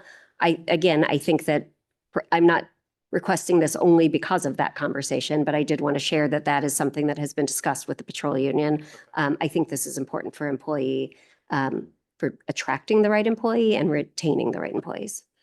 At the last meeting, when we decided to table it, Commissioner Binkley had requested a cost benefits analysis of city employees. Is that something that we have done? Are you talking about the spreadsheet I gave you? No, I'm talking about trying to look at it more holistically, comprehensively, like look at the entire benefit package for city employees. Yeah. Again, looking at it comprehensively versus piecemeal and say, this is a good thing to have. I think before we make a decision of this magnitude, given our budgetary issues, I'd like to understand, what our benefit package is in total and how that stacks up to our competition. Sure. We have spoken about that. That is not something that we have taken on, much less completed. It is something that I'm absolutely committed to doing. One of the things that I shared with Commissioner Binkley when we spoke about that is that the unions, of course, each have different contracts, and any changes to their benefits would have to be through negotiations. I do think it's important to understand that and think about how we might want to factor changes into our negotiation approach. But some of those changes could be soon. Some of them would have to wait another 2.5 years, or closer to 2 years at this point, before we could make those changes. The one that we are fully in control of is the general employees. So that is an analysis that will take a little bit more time. I don't have that completed for tonight. And is this proposal for just general employees, or is it across the entire? So what I've included here is across the board, again, because of the commitments made. It is more typical to offer something like this just to the general employees, and then for anyone else, it would be during bargaining that we would offer something like this. 'Cause retroactively, it'd be pretty hard to negotiate. Yes. Yeah. Yes, it wouldn't If you be promise it in possible. advance, then you can Yes. negotiate a Correct. compensation. That's correct. Those would make good sense to bargain. And correct me if I'm misunderstanding it, but the way that the parental leave would work, from an employee standpoint, should they qualify, it would allow them to, after a qualifying birth or adoption event, to then take up to 6 weeks of this newly bucketed time. They're already entitled to take up to 12 weeks as it is under FMLA. Correct. No pay. That It's with unpaid. no pay. What this creates is This not would- additional time off capabilities. It's within that It would run 12-week parallel. entitlement. Yes. And it allows them to be paid at their rate of pay, same as their vacation rate of pay, so that they can be compensated for that time. Looking at it from an employee retention aspect, this is a very common benefit that gets offered to private industry employees. I've worked at several employers that offered this at various times. I missed out on being able to take advantage of a similar parental leave, when I was at my previous job. When we implemented that, I happened to have 4, different employees that would later take advantage of this. And never once did it cross my mind that they should not have this benefit because I did not get it in a previous life. So it is a valuable tool to help keep, employees from a cost analysis standpoint.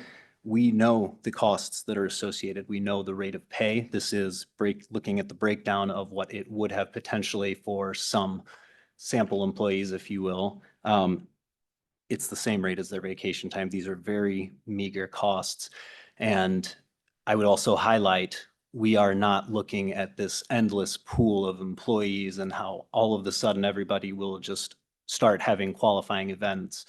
We are dealing with our existing population of roughly 125-ish employees, not all of which will instantaneously start qualifying for this. So I have no fear that this is going to become a hundreds of thousands of dollars expense. This is a very reasonable expense when I look at the per employee costs. And some years we may have a couple of more employees that are impacted by this new policy, and other years we won't. That's just part of the natural process. But this is a great benefit that we should offer if we are truly wanting to promote the values of people living and working and growing in our city. This is a great way to offer that to our employees, who are the people that we are depending on to give us water, to pick up our trash in some cases, keep us safe with public safety. Those are the employees that we're talking about impacted by allowing them this benefit to ease them into one of the most transformative and one of the life events that you get the least amount of preparation for, which is becoming a parent. It is a life-changing thing.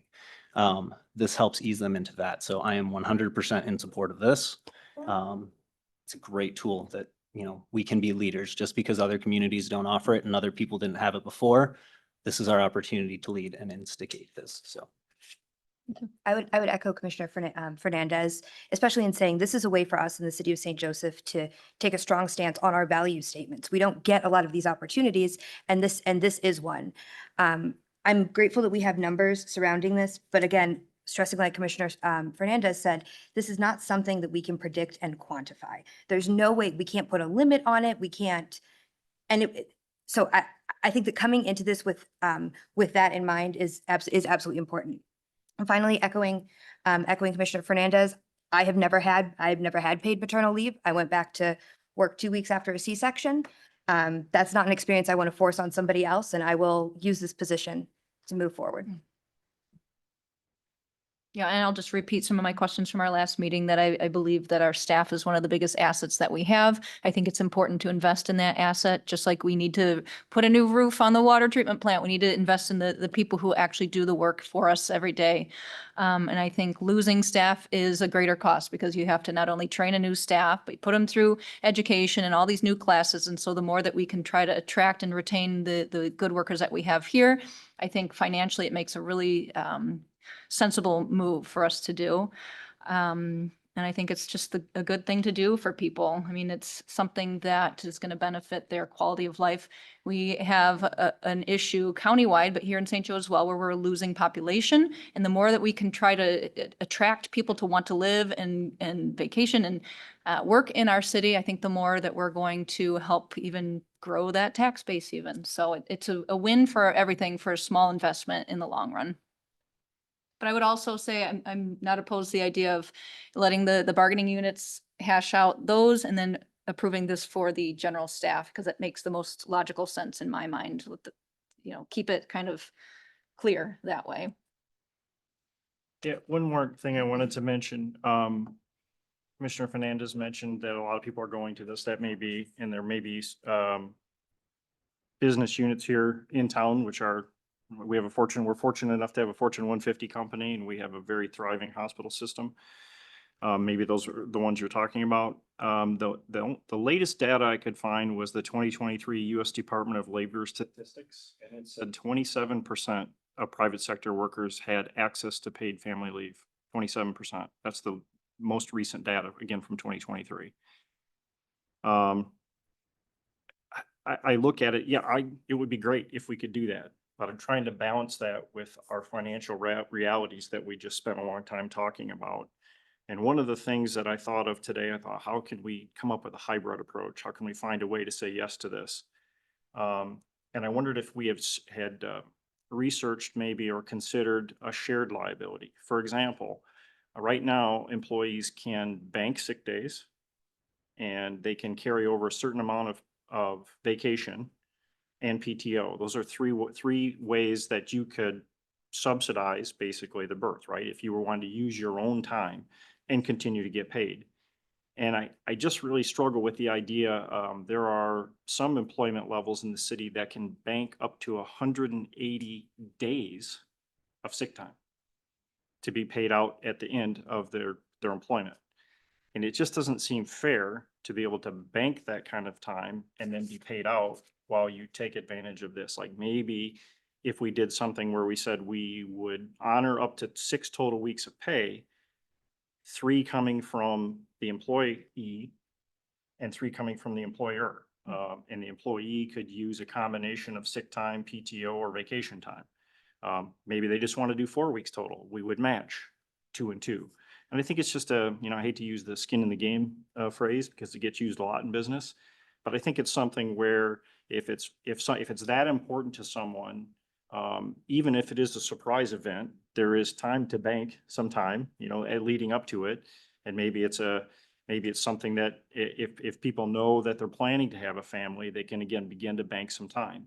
And if they use some of their time and the city then matches their time, again, up to 6 weeks, 3 total out of pocket for the city, that's something I could feel better about. I just, again, have a hard time. It's not our money, it's taxpayers' money. And I don't like to spend other people's money in a way that I'm not comfortable with. As a business owner, previous business owner, or president of a company, was both.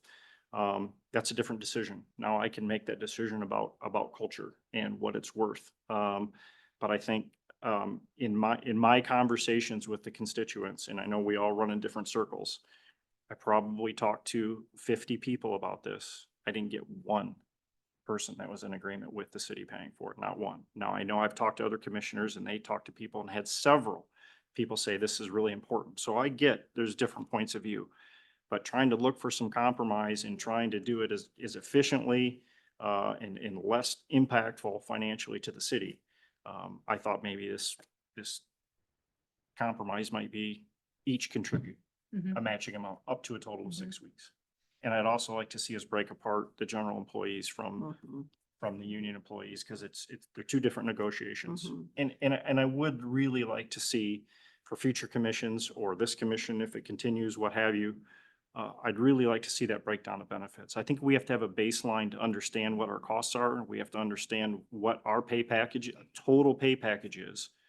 And then the last thing I would just say, I did ask you, Emily, last week, and I'm going to circle back to it. Could you give me a single example of an employee that's left or an employee we wanted to hire that didn't come here because we didn't have this? And your answer was no. So we talked about, we have to do this to keep our employees. We've not lost anyone. And we've not failed to get any target candidate we were set out to get as a result of this. So I will add, that doesn't mean that I don't think we will lose people in the future. understood. Go ahead. I have mixed feelings about this. As I said last time we talked about this, I'm definitely for some type of parental leave. I think it's very important to have. I do think the general employees should be pulled out and then we contract the other ones. I wouldn't want to see it retroed back to last year, maybe January 1st of this year. But as we are talking about the budget, it does make me wonder if there's different ways we can handle it. I do see these numbers and they're not in the 100,000s like people were throwing out last time that we talked about it. It's much less than that. I guess that's my opinion. But I want to clarify something you said, Mike, as far as like the matching thing, was it up to 6 weeks, so a total 12 No, weeks or 3 and max 3. 6, so 3 and 3? 3 and 3, yeah. But So- if somebody wanted to do 2 and 2, if they could only bring 2 weeks to the table, then the city would match the 2. Mhm. And then again, of course, they get the balance of 8 weeks off, just not with pay. Right, right. So, you know, the Family Leave Act is legislation that's in place. Everyone gets 12 weeks and their job is protected. That's settled law. I did a little research too, and there's communities there's a lot of different week numbers, 8, 12, and some would do 12 and they would do 100% for the first 4, 75% for the next 4, and then a 50% for the final 4. And so there's creative ways that you can still give the time or let them take it, kind of sprawled out over a 6-month time period. So it's not like you have, that lack of staff. So I don't know, there are a lot of ways to move forward with it. There's a lot of different ways that you could potentially construct it. There's, even in what's proposed here, this is an investment in that employee. There's, protections that they have to stay and be employed with us, a certain amount of time afterwards. Otherwise, they have to pay the benefit back. I'll add that the way that we do the vacation time, they put in their work and they earn hours that they can take off. Like this is earned time off, and this, would be a new benefit that is paid at the same rate as that vacation rate. These costs are meager, and we're talking about a variety of a handful of employees every year that are going to be impacted. I think we are capable of building that into the budget and planning for that as best as we can. There's a million different ways that we could start slicing this, dividing the weeks. There's a billion different ways we could do that. I think this is a very good way to start. We, could always evaluate making changes to our policies in the future, but this is a pretty widely accepted way of doing it. A very straightforward mechanism, 6 weeks, bucketed into their time, limited quantity of qualifying events. This is for new parents. This is, we don't need to make this more complicated than it is. It is my point. I think, establishing a January 1st cutoff date is probably a very clean, way to do this. And with the complexities of, the officers union being involved, I think there's certainly wisdom in being able to let that be negotiated through the proper channels and getting to this, same end result with the union through negotiations with the union. But for our general employees, this is pretty straightforward to start administering a new policy, and I'd like to see us move forward on it. One thing, if I can jump in, just in terms of the cost. Does someone have a? One thing I wanted to add in terms of the cost, which is that the estimates that I provided reflect the impact of preserving someone's leave, someone's sick or vacation leave, which would then allow them to be paid out at the point that they depart from the city. So I just think that's important from a budgeting perspective to make sure that we're clear on. It would not be an immediate payout by any means. It would be, rather than drawing down, 6 weeks of vacation time, you would keep that 6 weeks, or, 4 weeks of vacation and 2 weeks of sick, or whatever it is. And then based on what we already have in place, which we can review, upon departure, you would be paid out a certain amount. And so I think that's important for two reasons. Like Michael said, the policy says if you don't stick around for a year, you have to pay this money back.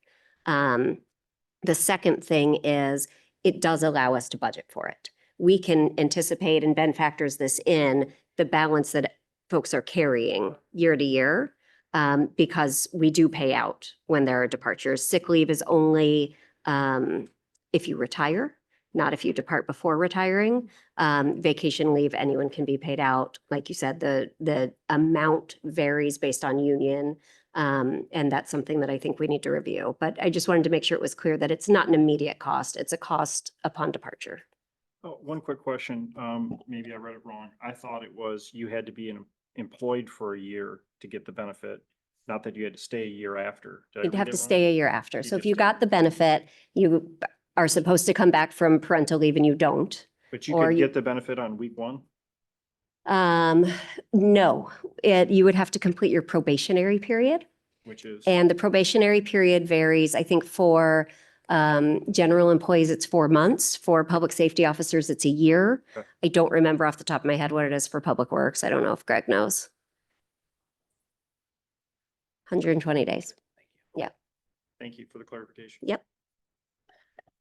And just as a technical thing, do we need to actually add language in here that's, I don't see where it actually says if you give birth to a child.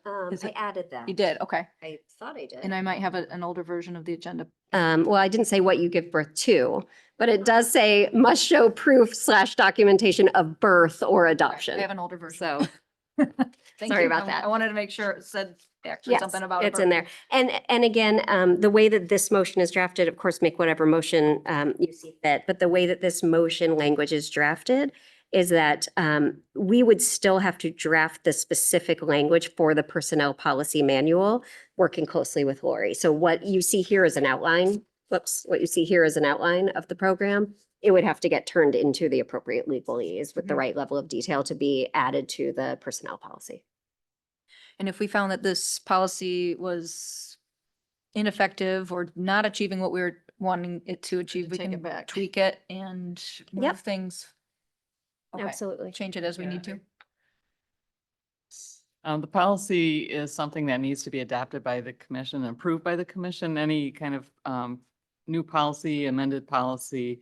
So you would be able to go ahead and make changes in the future. I think, the proposals to adopt or draft one, we could bring the policy itself back for approval, and that way you would see the exact language in it. This is trying to get a concept in place if the commission's agreeable so that a policy could be drafted. So it's new, it's not something that the city's had before. So I think it's important to get your feedback before Yeah. going too much further. Okay.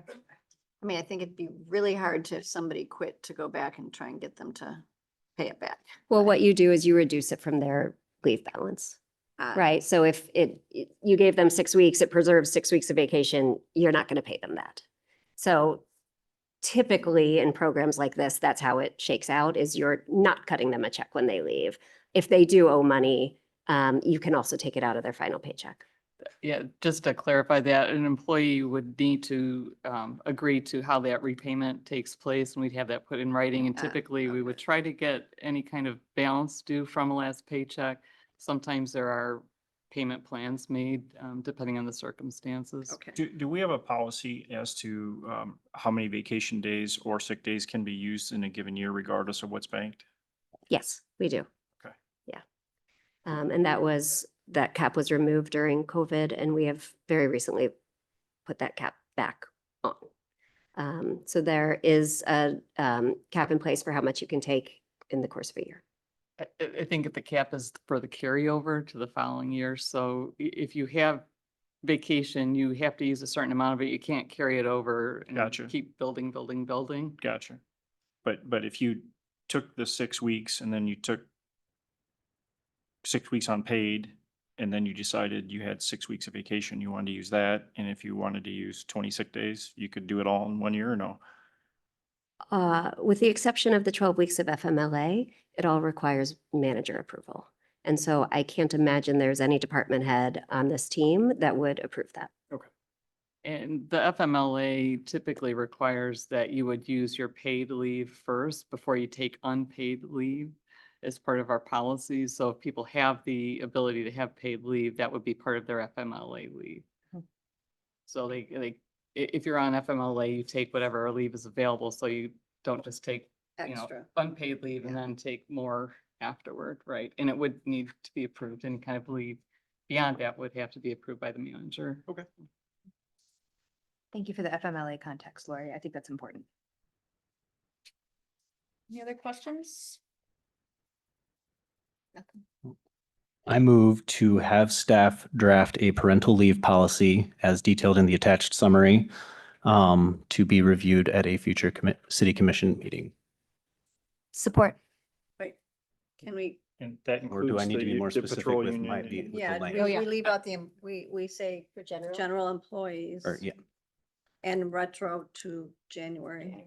Oh, All did you right. say the details? Okay.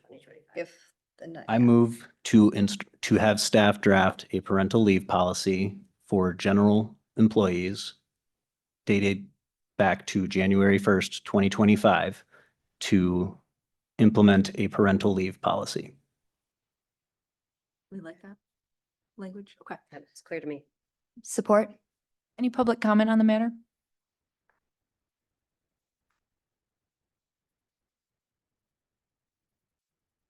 Hi, my name is Katie Kwan. I live in State Street. I'm a small business owner. And I have to compete. I own a medical practice. I have to compete with Corwell, for employees.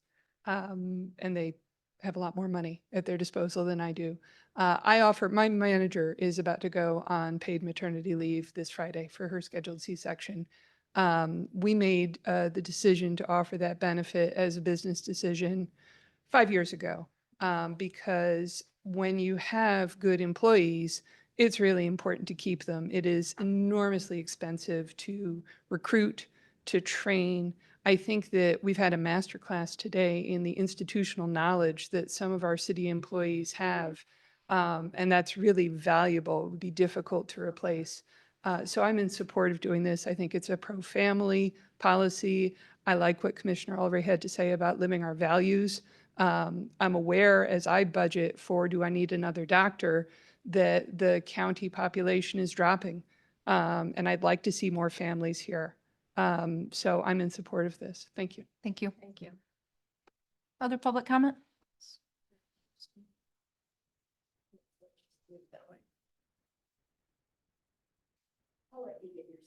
Yeah.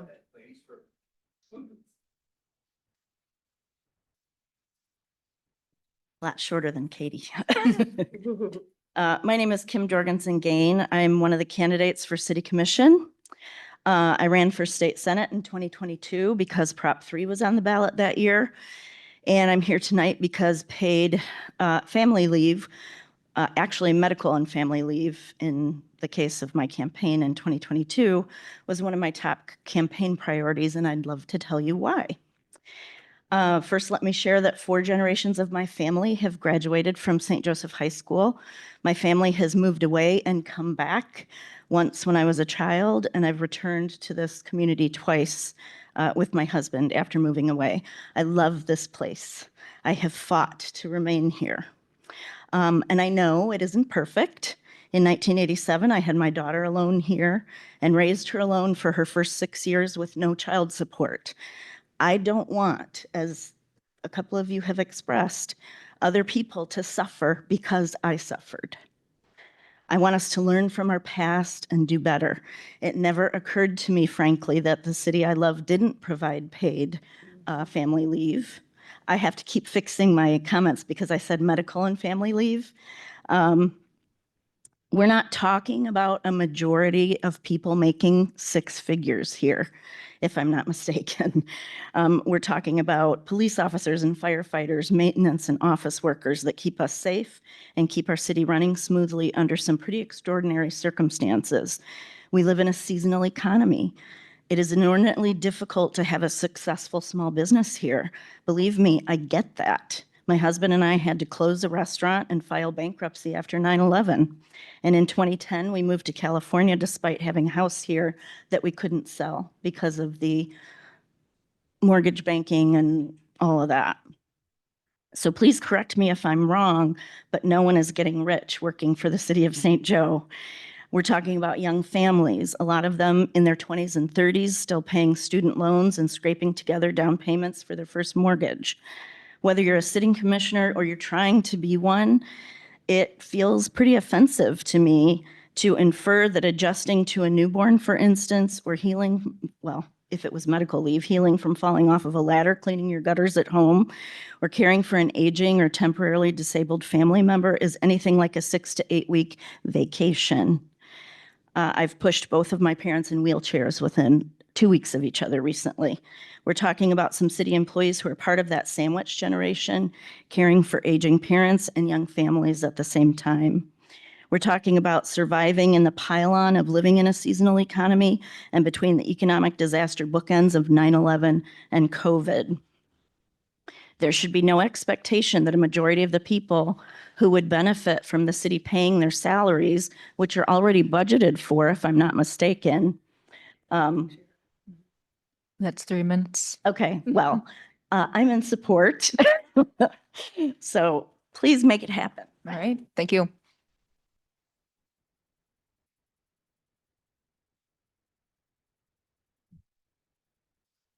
Well, just real quick, I mean, it's hard to take it all seriously when you're talking $91 million of stuff you got to get done. Now you're going to add on to the debt.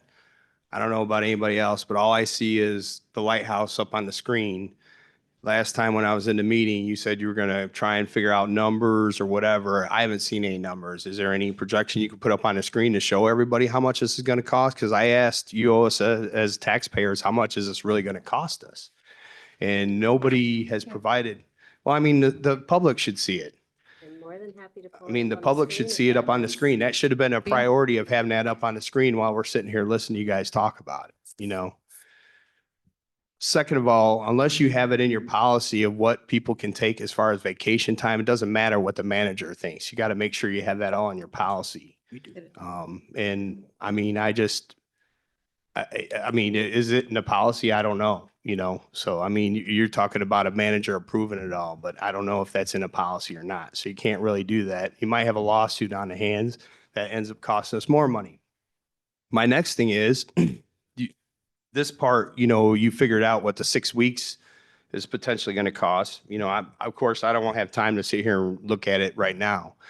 But on top of that, you're going to have an employee off for 6 weeks that you're paying them, which I don't think is a good idea. But then on top of that, how much is it going to cost us in overtime? So, I mean, have you figured all that part of it too? Because other employees are going to have to pick up the slack for that person being off that. So actually, I think it actually comes out a lot more than what you probably have on your paperwork. Because I guarantee you, if I'm thinking right, you probably didn't even think of that. So Mr. Hill, these people are entitled to take I'm up to talking 12 here. weeks. I'm so. talking here. Okay. This is my time. Right. So as far as I'm concerned, you don't have the money, I appreciate the fact that, I didn't have it when I was working. I didn't get it. I only got to take 3 weeks off when my daughter was born, and I work for a private company. A lot of private companies they can't afford to do this. And Mr. Sorolla said it right. This is the taxpayers' money. This is our money, you guys. This is our money that we're paying into the system. And this is one of those examples of we don't feel like you're spending our money right. I mean, they have a lot of vacation pay. They have a lot of sick time. A lot of companies don't even pay sick time. That all adds up. So, and my thing is, on top of that, where do they get dumped into their pensions all the time? We're spending big money on pensions and stuff like that. It's a it's a very big expense. So my thing is, I do want people to take time off, Mr. Fernandez. I do want people to take time off to enjoy it with their kids, but like me, I didn't get it paid, you know? We just budgeted for it. Thank you. Thank you. Thank you for your time.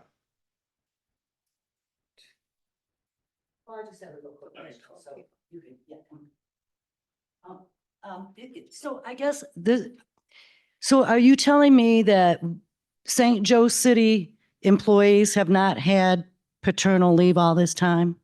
Correct. That has not been an option all these years? No paid parental Paid leave. parental So leave? they can take Okay. unpaid. So but you're also adding adoption to that? Was adoption always in that package? Or is that the new part of it? So there was no package previously, but FMLA, I believe, covers both. Okay, so So this would both be would always be consistent considered, with- that's not a new part of it. Correct. Okay, thank you. Thank you.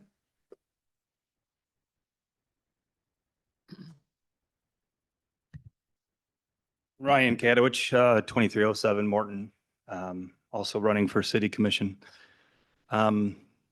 As a business owner and self-employed most of my career, my wife and I had 3 kids. We funded those kids, paid our own insurance, paid everything out of pocket.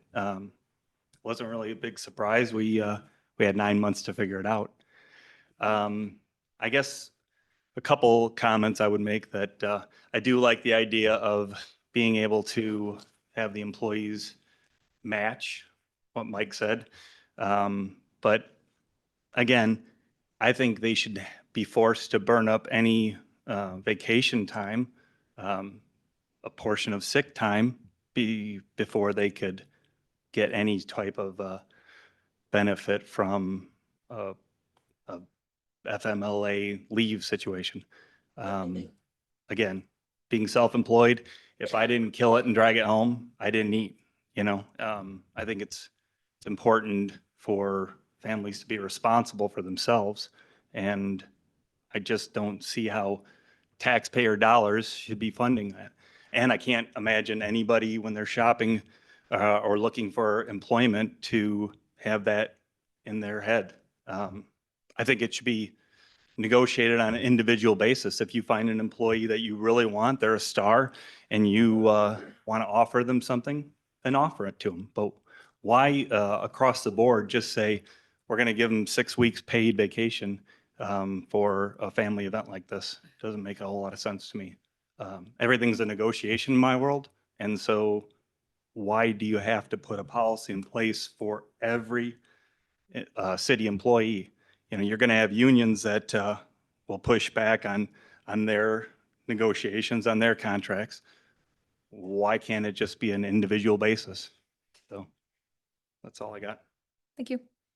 Other public comment?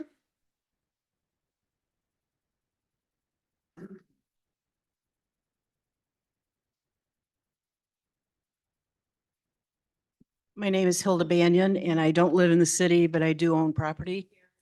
And so I have a vested interest in what's happening, and I pay taxes here, so I'm very concerned. My expertise is in human resources. I've been retired for a few years, so a number of things have changed, but FMLA was in place while I was still employed.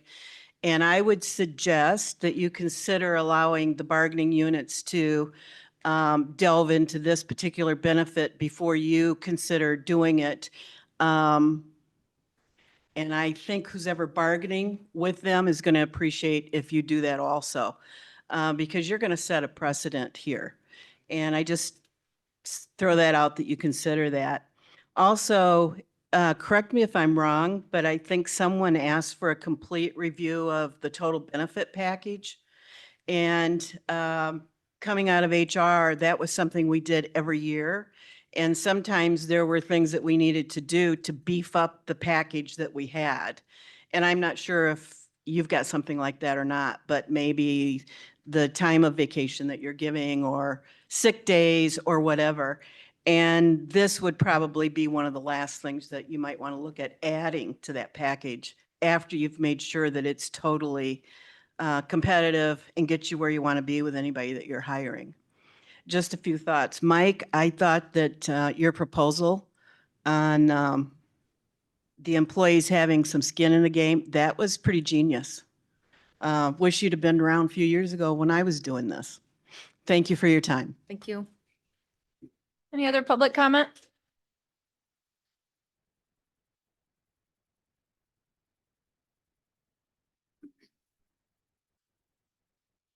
So yeah, the question I had, but it was asked, that was actually, to me, the most important was, did you ever actually lose someone because of the lack of policy?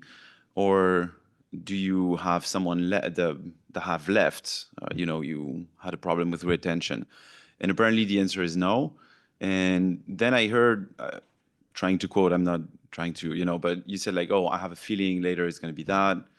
Then I heard that we need to make a stand and we want to be leaders and stuff. And all of that sounds to me like it's more of a political stance or political kind of a move you're trying to make here, not really addressing a problem. It's like you're trying to fix a problem that is not actually here, and when you talk about taxpayer money, is a huge issue.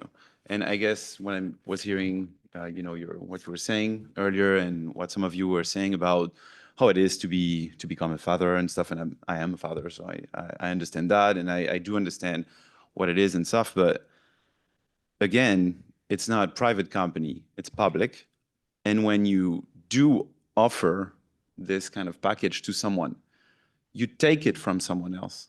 It's like the struggling father and the struggling mother is paying for that, in someone that is working in the public. And so, my sentiment is that it's not fair. And there are some solutions. I think it was pretty clever what you started to put on. I talked about it around me, and I had the same kind of feedback. I guess I'm not a commissioner, but also people were saying like, that's kind of crazy in a public office, and no one kind of was in favor of like me. So that's my 2 cents. Thanks. Thank you. Any other public comment?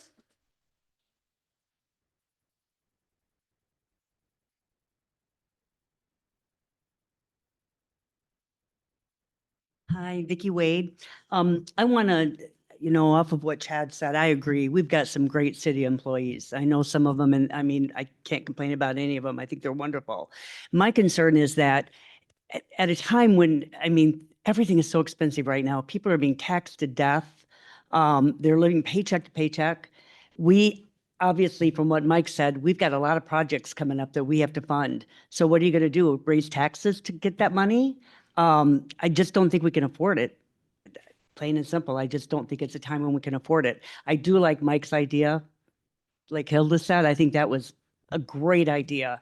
Instead of 6 weeks, you're talking about paying for a few weeks, and they've got skin in the game too. So I agree with that point. But I just think to offer an elite benefit like that right now at a time when I just don't think we can afford it.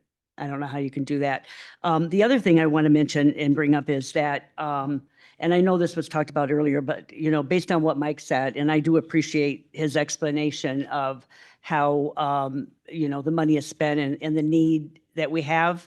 But I guess I have 2 questions. One of them is, and it goes to the parking thing, but it goes off of what he said.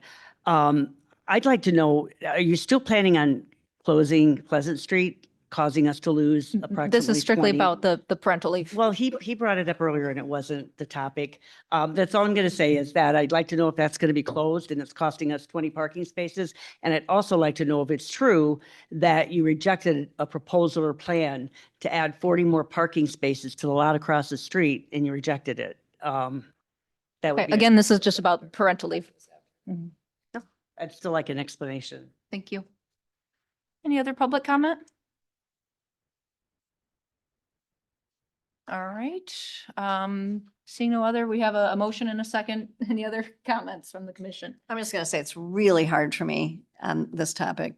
So I guess that I would love to see some more information personally before we move forward with it, but if we have a motion, then We can always, we can discuss.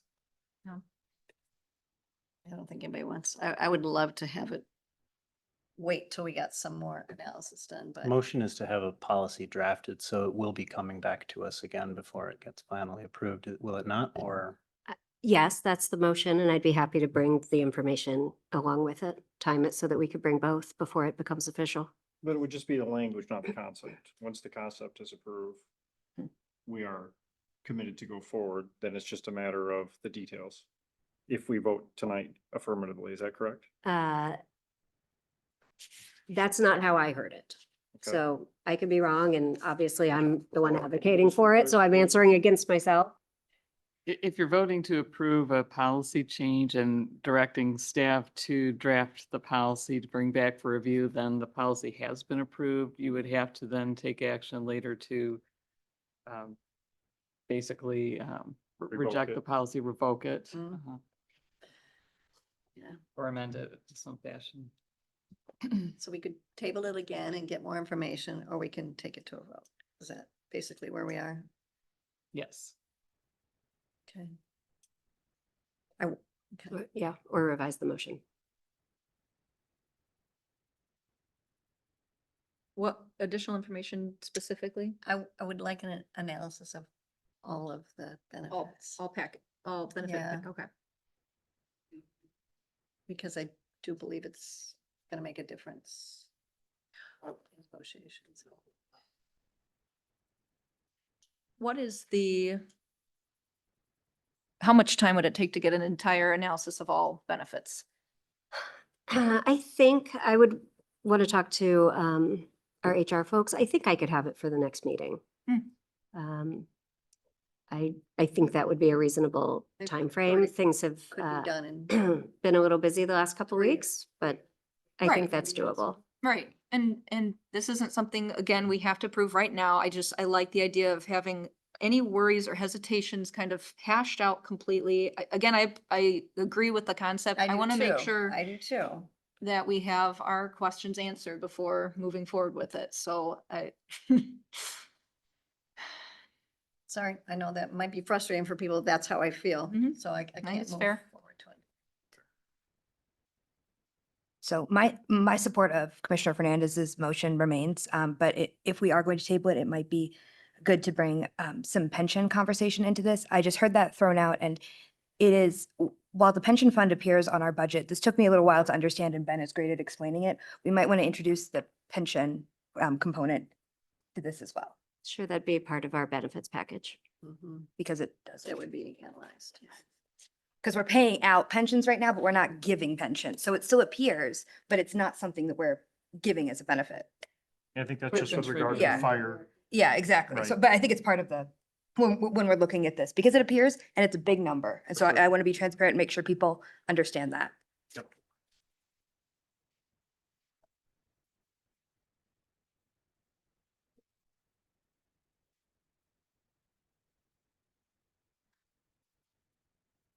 I wasn't planning on withdrawing my motion.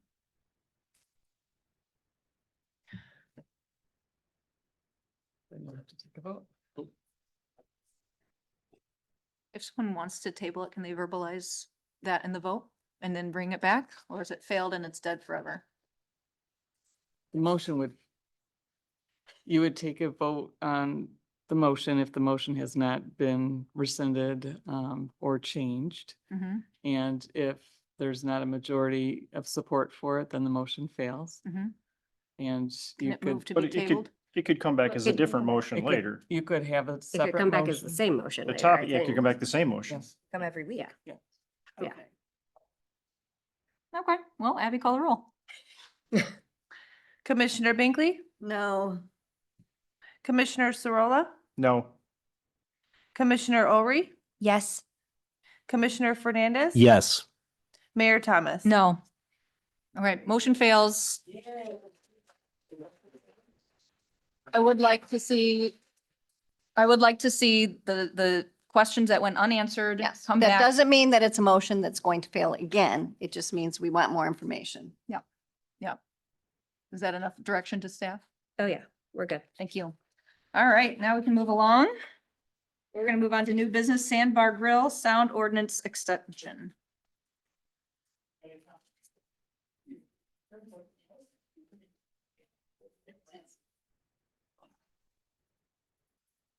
Like, Tom's like, we should maybe table this. The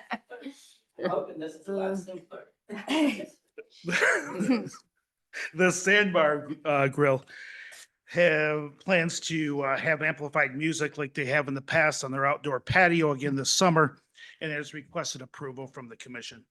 The city's ordinance restricts amplified music after 10 p.m. This summer, Tom Jennings, owner of the Sandbar Grill, who's with us today, is asking the city commission to continue the amplified music sound until 11:30 p.m. It was at 11 p.m. last year. He's asking for 12 dates. 11 of them will end at 11:30, with the final date ending on December 31st at midnight, which is New Year's Eve. So he's asking for Friday, July 4th, which is a Friday, every Saturday in July, every Saturday in August, one Saturday in September, and then ending on New Year's Eve up until midnight. So he's asking for amplified music up until 11:30 at night. Last year, we had 2 complaints, but they were all because local residents did not know that he had the noise ordinance extended onto 11 o'clock, believing it was till 10 o'clock. My hat's off to Tom. He did a phenomenal job last year addressing any concerns that we had. You got any questions, Tom? Answer. Get charged.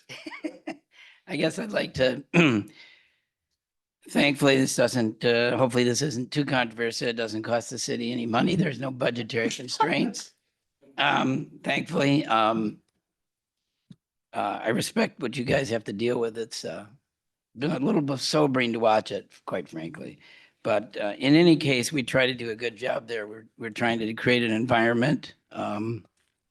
I think we've done a good job of that. I continue to try to make it even better. And I continue to work on the Sandbar and make that whole property more attractive as you come into the city. So I'm going to continue to do that. Having the later time is very helpful. It makes it possible to actually make it beneficial. About the time we get our max crowd, when it was 10 o'clock, it kind of died. And having the extra little buffer at 11:30 would allow the band to do Encore. the encore. Thank you. A softer encore. So, hey, even if not at a lower volume. So we worked hard. The police have been very helpful, and we try to run a good operation there. So. Great, thank you. Any questions? Yeah, so first thing is, I live not too far from the Sandbar, so thank you for the free music on Saturday nights. Second thing is, is it 11:30 including on New Year's? New Year's will be midnight. That was the only question I had. Like, are you sure you don't want to ask for midnight on New Year's? But if that's what was intended, it's not what got printed on my version, so. Oh, yeah, it did. Gotcha. Yeah, I mentioned to you last year, Tom, I think it's great that you're trying to bring, Oh, it's not in music mine. and take Okay. advantage of the space. It's a good thing, an option for residents to do. So thanks again for the free Yeah, music. Above it does. Thank you. Please come and pay. I do drive by your house, Mr. Fernandez, every day on the way to work, and Mr. Fernandez lives in my in a great house. It was my father-in-law's house, and they're great people. So I think about him every day when I drive by your place. Tom, I'm glad to hear that it went so well last season. And I'm glad you're bringing more stuff to the community that happens a little bit later than 4 p.m. Yeah. I like that. We did get in trouble on New Year's Eve though for fireworks. You're not helping, Steve. You're not helping. They weren't really fireworks. They're approved by the fire department. The guy had the PS dump your boyfriend gave me a whole explanation of it. So. All right, any other questions, comments? No? All right. What's the pleasure of the commission? I move to allow amplified sound at the Sandbar Grill after 10 p.m. on the above dates, and allow the time to be midnight on New Year's Eve until 11:30 on the other dates. Is that correct? It was kind of, yeah, okay. Support. Any public comment on the matter? All right. Abby, call the roll. Wait, Oh, can sure. one commissioner comment? Absolutely. I'm all for this. This is great, Tom, but I think you got to tell your bands that that's all encompassing at 11:30. No one more song till Oh, yeah, 11:40. no. So, if that means a wind down at 11:15, knowing that it's going to be done by 11:30, I'd ask that you adhere to that because we are starting to get into that's particularly with the number of dates. Totally get it for the 4th and the 5th, get it for Labor Day, but it's every weekend, and I think respecting that 11:30 would be greatly appreciated. Very good. All right, Abby, call the roll. Will parking be free? Commissioner Sorolla, No comment on the parking. Yes. Commissioner Ulrey, Yes. Commissioner Fernandez, Yes. Mayor Thomas, Yes, Commissioner Binkley. Yes. thank you. All Thank right. you, Commission. Next item on our agenda is DWSRF public hearing. All right, so we're gonna open it up again, huh? So we're gonna open the public hearing at 8:15 PM. Okay. Emily, do you have the? I'm trying. I don't know what happened to it.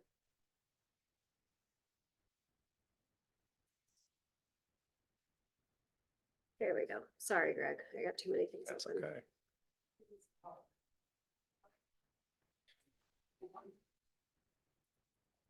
So by means of introduction, the staff is requesting the city commission to conduct a public hearing to discuss proposed water system improvements that the city desires to finance using a fiscal year 2026 drinking water state revolving loan fund, low interest loans. So these are low interest loans, 2.75%, 30 years, funded by the state. It's revolving because as communities pay back on their loans, then that money is provided to other communities.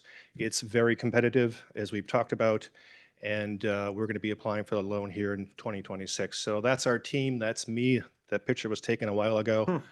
That's Tim Zebel and Michael Hansen and Colin McCorkle from Fishbeck, who worked with us on the plan.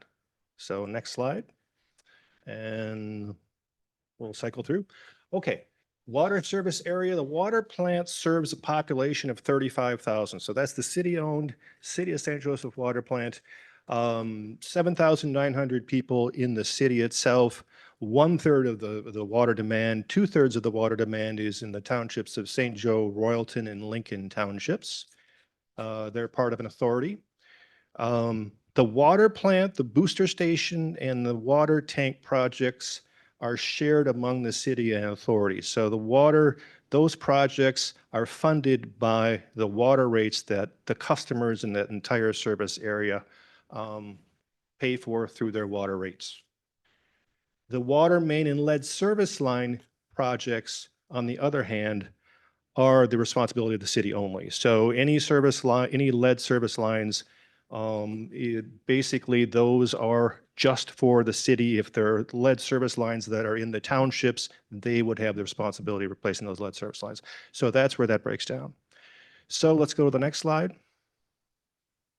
So by way of a little bit of history, pre-1931, the lake intake to distribution, the plant had no treatment back in 1892. They just pumped the water up the hill and into the city system.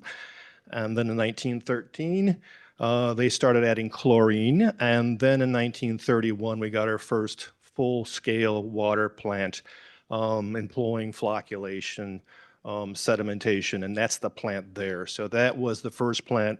4 million gallons per day, that's what MGD stands for, expanded to 8 MGD in 1957, and then doubled again in 1974. So that's as the service area expands into the townships, the area is growing. And then we don't have any activity really until 2011, when we have the North Intake and pump station projects, electrical, rapid mix, and filter improvements in that project, very big.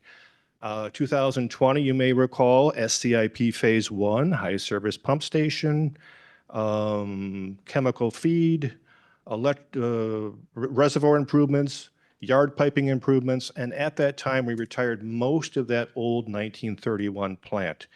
And then 2023 to 2025, this is what we're working on now. I presented on it a few months ago. That's the clarifiers 2 and 3 being converted to sedimentation basins. So let's go on.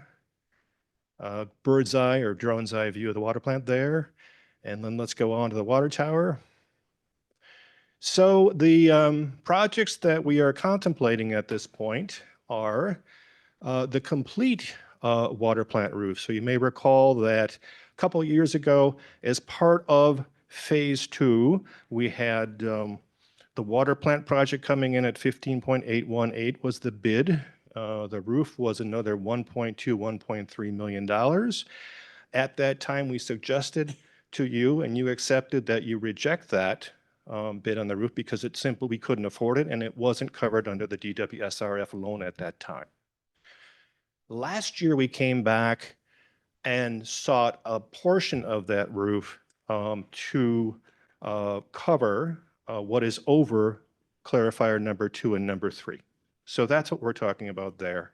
So roughly at this point, 30% of the water plant roof is done, and the other 70% is what's part of what we're talking about here today.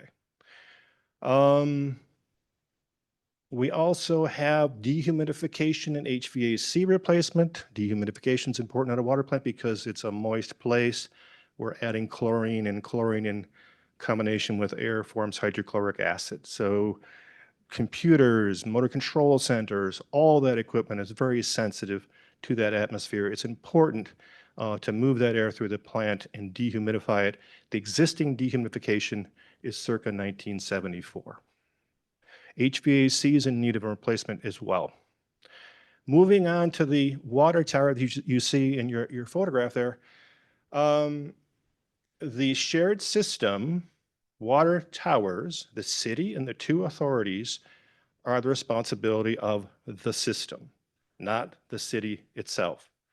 So we're looking at recoding those tanks that were built in 2007, 2010, basically a 10, 15 year recoding schedule is what's needed for those tanks. There's varying levels of work required to address corrosion, failed coatings, and access, depending on which tower you're looking at. So let's go to the next slide. So what I mean by that is the city tower on the roof, you can see that there's some advanced rust there. That's going to have to be sandblasted, the entire roof right down to bare metal. That's funded by DWSRF. That's a good thing. The other towers, Royalton and Lincoln, that are owned by the authority, can simply be recoated after a power wash. That's far less expensive, but it's not funded by DWSRF because it's considered maintenance. So this type of work will be, and when we go to the next slide, you're going to see the differential in cost, but let's not go to the next slide yet. Let's go back. And you can see this photo on the lower right is of some advanced rust inside of one of the towers. So that's going to have to be spot blasted as well and recoated. Not that entire interior, but those portions of the interior of the tank. Lower left is showing that water plant roof work that's underway now. And again, we're looking at the other 70% that would be funded by this loan. So let's go to the next slide. So water facility projects, not all costs are DWSRF eligible, just alluded to in terms of the towers. The estimated cost to the city and authority users for the water plant and the water towers, those are the shared system assets, is 86 cents per quarter. And you can see how that breaks down in terms of the water plant HVAC, the estimated cost, what's fundable on the right. We go down and it all pretty much parallels. City water tower 587, eligible because it's a major repaint project. We go down to Royalton and it's estimated at 304,000, not nearly as much, but the DWSRF eligible portion of that is 134,000.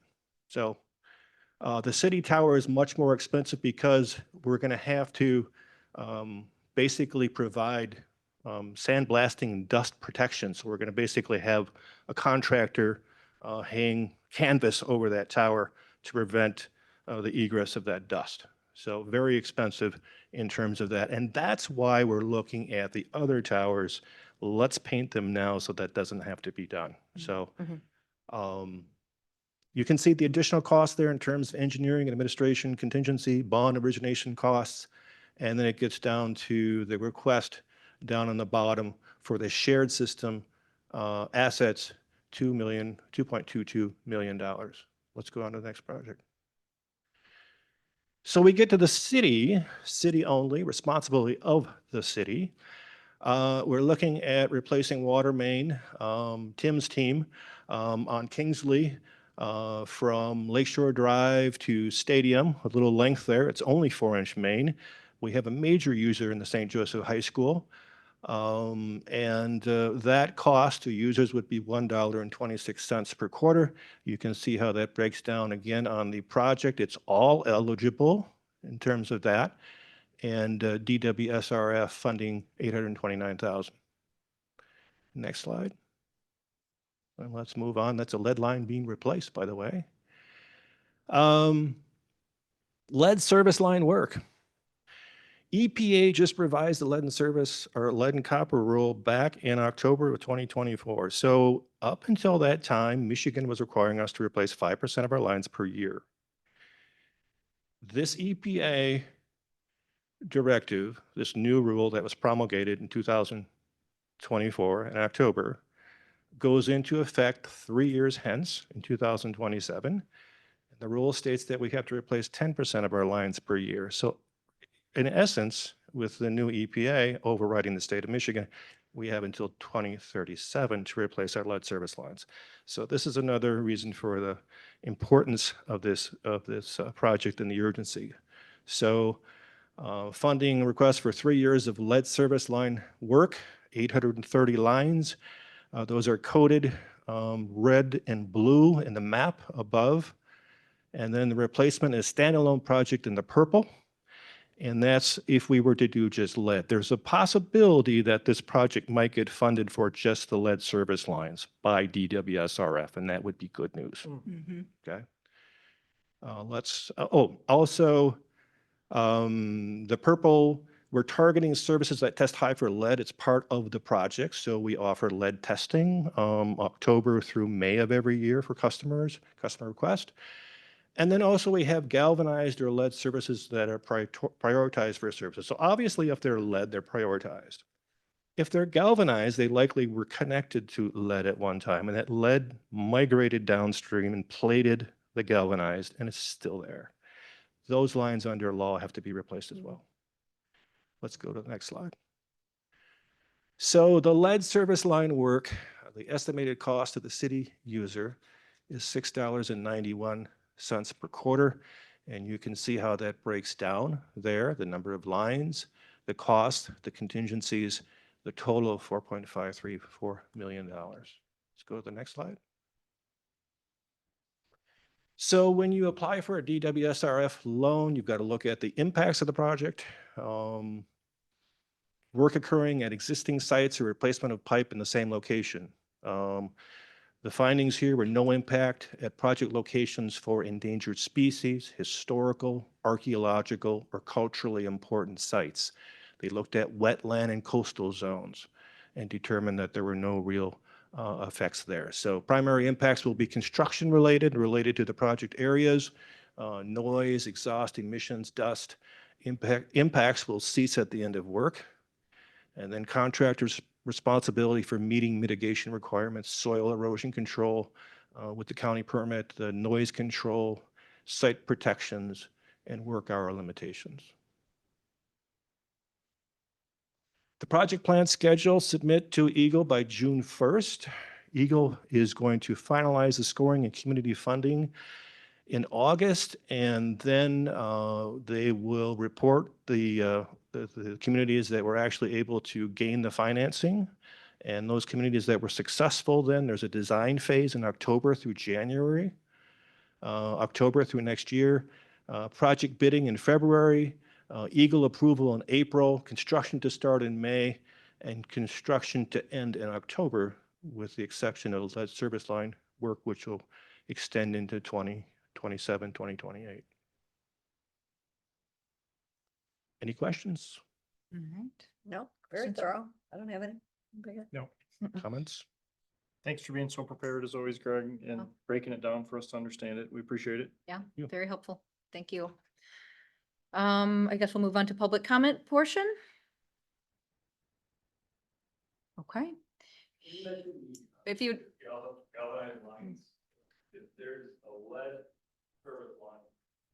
yeah, if you could come to the microphone, thank you. We have people listening and they want to make sure they capture every word, so. Are you saying that? Good job.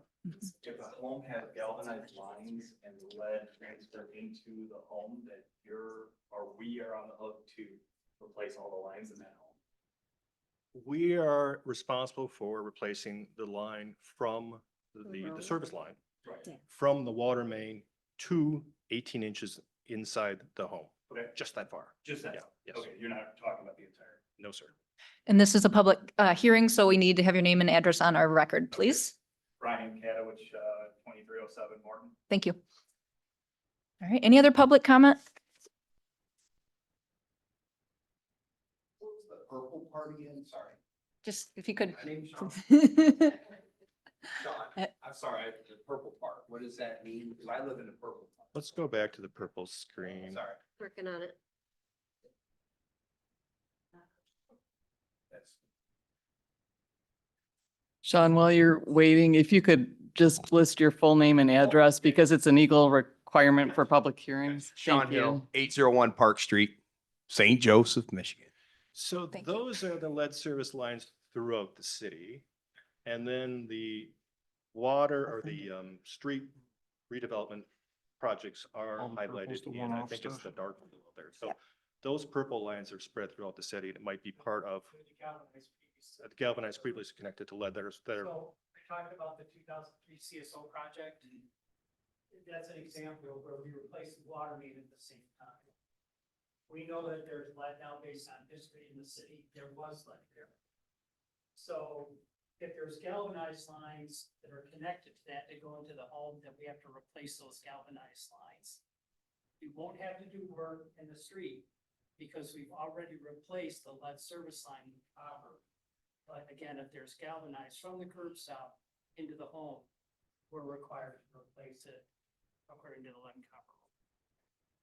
I got some more questions, but I'll ask you after, if that's okay. That way I'm not taking. Thank you. Other public comment on this presentation? All right, I guess that concludes our public hearing. We need a motion to close the public hearing. I move to close the public hearing. Support. Abby, call the roll. Commissioner Olry, Yes. Commissioner Fernandez, Yes. Mayor Thomas. Yes. Commissioner Binkley, Yes. Commissioner Sorolla. Yes. All right, that concludes at 8:33 PM for our public hearing. All right, and I imagine you need some kind of resolution next. So next is fiscal year 26 DWSRF Project Plan Amendment Resolution. City staff is requesting the city commission to adopt the fiscal year 26 DWSRF project plan amendment resolution to apply for low interest loans to fund improvements to our drinking water treatment and distribution system. To approve the resolution to adopt the fiscal year 26 DWSRF project plan amendment to allow city staff to submit the required materials to be considered for state assistance with drinking water system improvements. The resolution is attached on the second page. I move to approve the resolution to adopt the fiscal year 26 DWSRF project plan amendment to allow city staff to submit the required materials to be considered for state assistance with drinking water system improvements. Support.